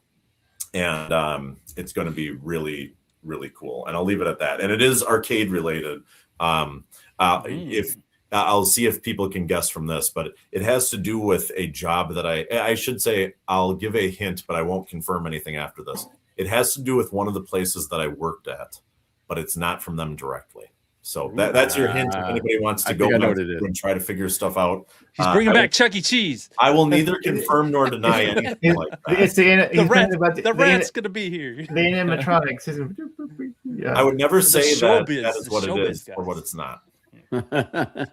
Well, do you have a YouTube section? Because we got our famous YouTuber Mote K Matt here, who needs his own booth. No, I'm not famous.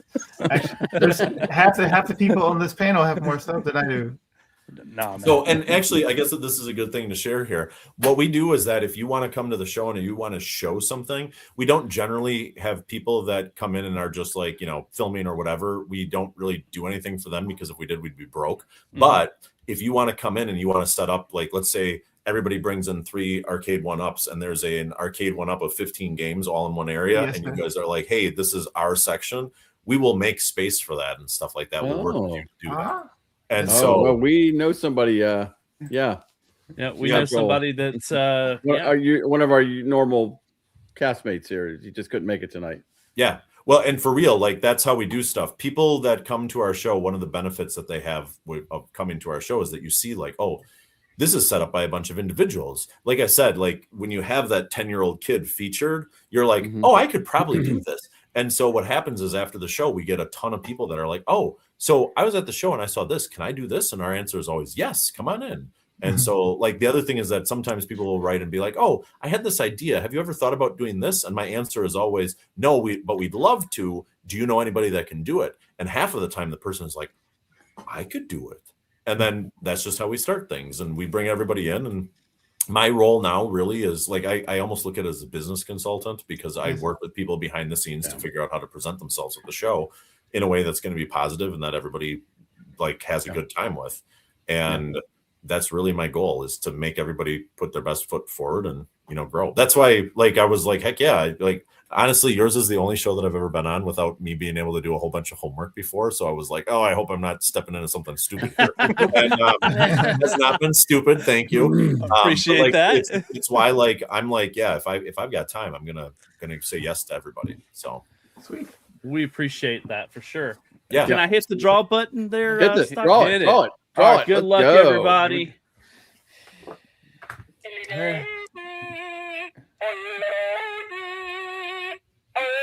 Oh, Mrs. Giotto! Hey, the producer. The producer.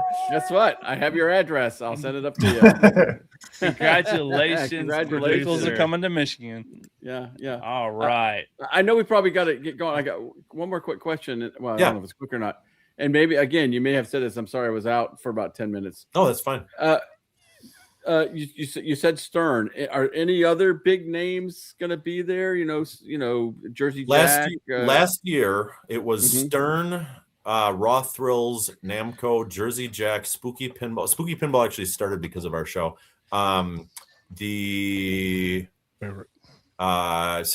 Chicago Gaming, American Pinball. So you got most You got of pretty them. much everybody. Pretty I feel much like I'm missing one or two.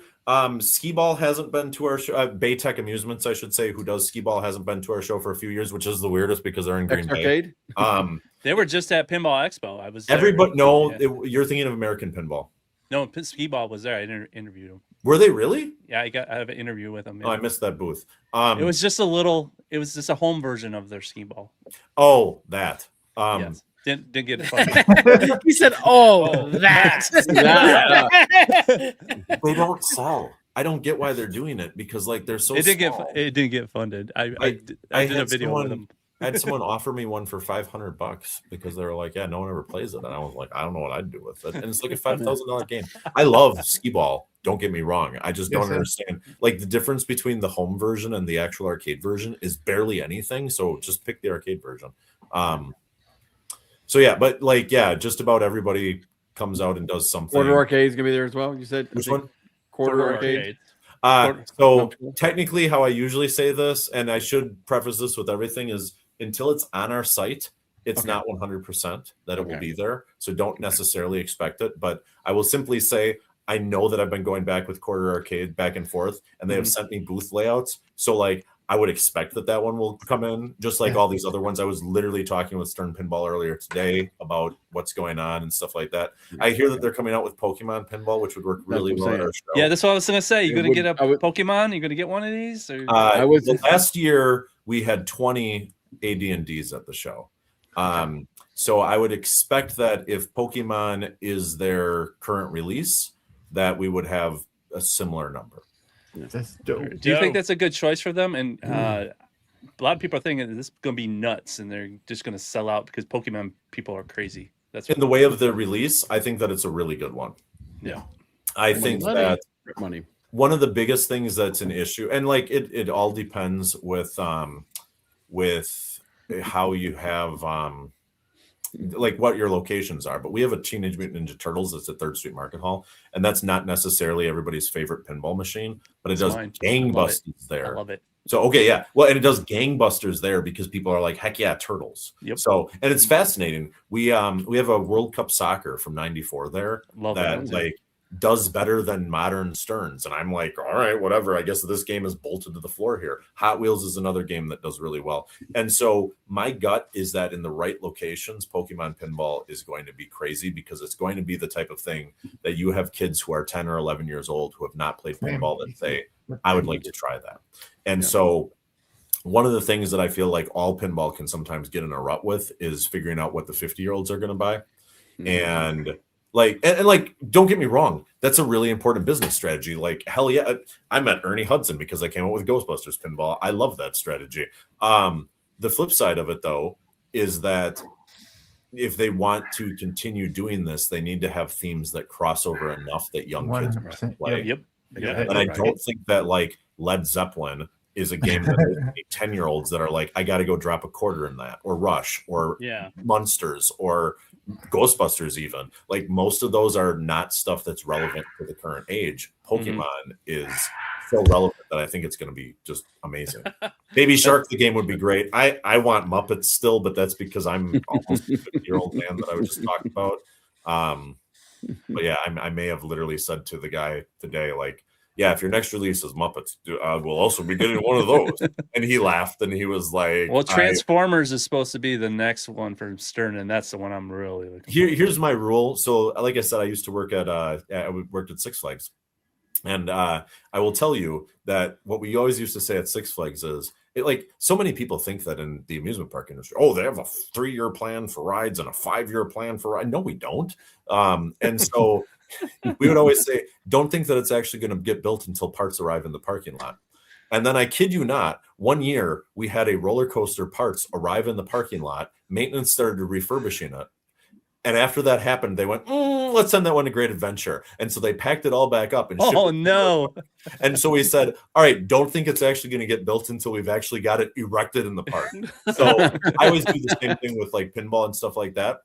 Whatever the next one is will happen when it happens. And Pokemon is it for the moment. And like, it's funny because I had heard rumors of it and I was like, well, that would be neat. And then a whole bunch of people were like, "Oh, it's guaranteed." And I'm like, "Yeah, man, I've been told that stuff is guaranteed so many times with games that did not happen. Like, Right. how many times have Tron. you been told that a Tron remake is happening? Yep, Exactly. Tron. Oh, yeah, the Tron remake is happening tomorrow. Oh, yeah, it's happening. It's the next game. Oh, it's already on the line. It has never been on the line. So I will trust it when it shows up, and that's okay. Transformers would be cool. I want this Muppets would be Transformer so bad. Yeah, I think that Transformers would be a good one. I think that, I mean, I could name another 30 different things. Someone suggested Green Day recently. I think that would be good as a music one because, again, even though they're an older band, I feel like they're not as old as Rush and Led Zeppelin. And They're even talking redoing AC/DC, so yeah. So But AC/DC does transcend a little bit more than the other one. I agree. AC/DC, I believe they announced. I don't know these numbers, so if I'm wrong, this is There's a joke with these numbers. Don't go back to Stern and say, "Well, Dan learned this from you," because no one has ever told me this. But I believe that I read somewhere that they announced that AC/DC was the first game that had sold over 10,000 copies. Wow! So I'd believe it.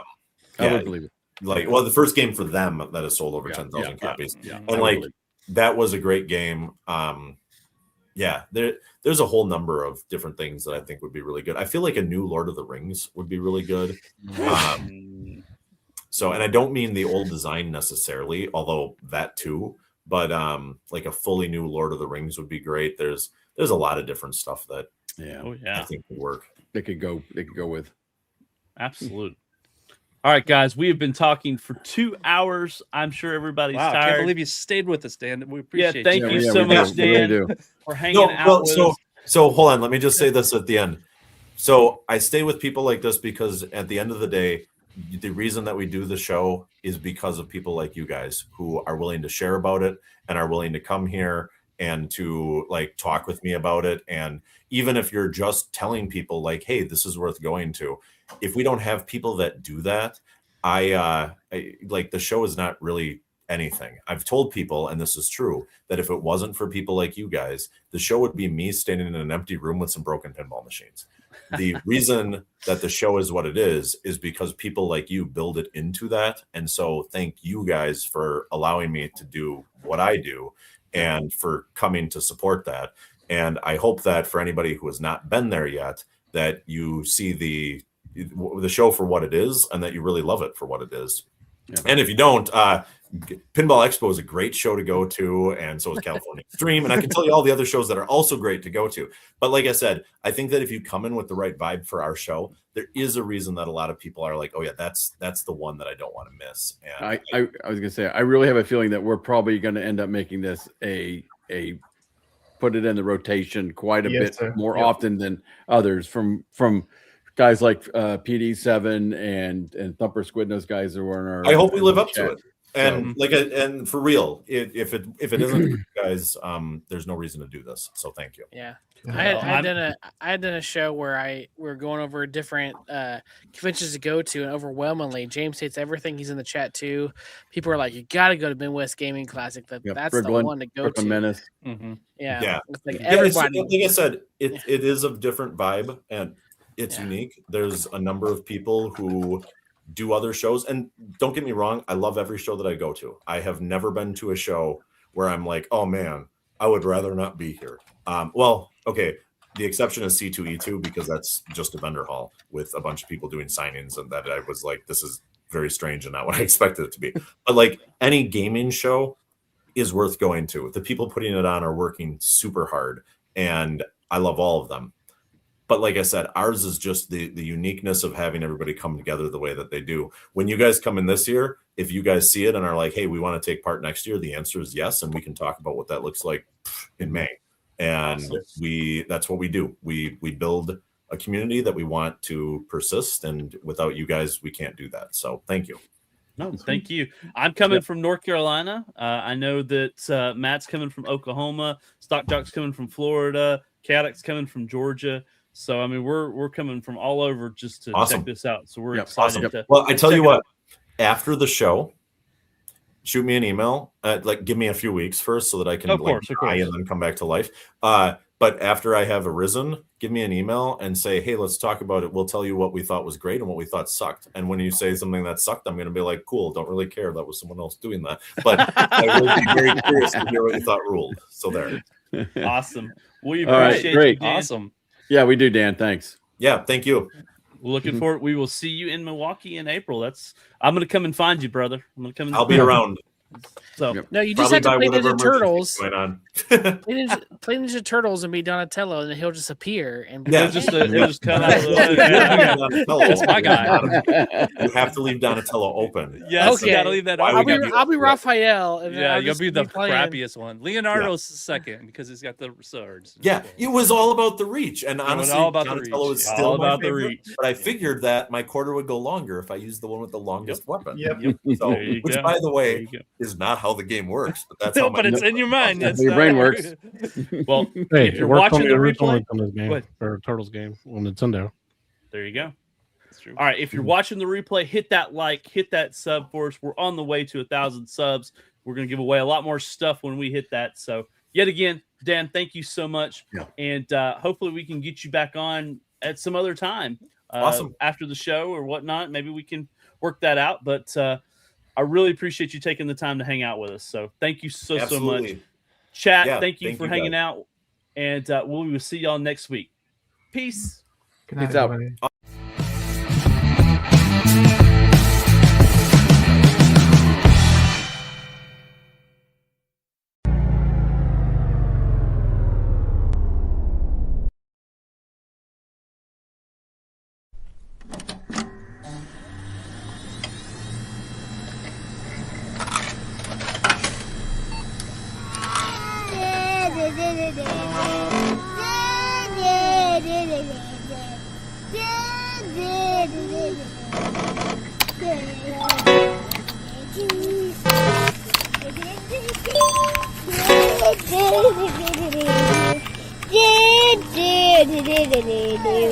Dude.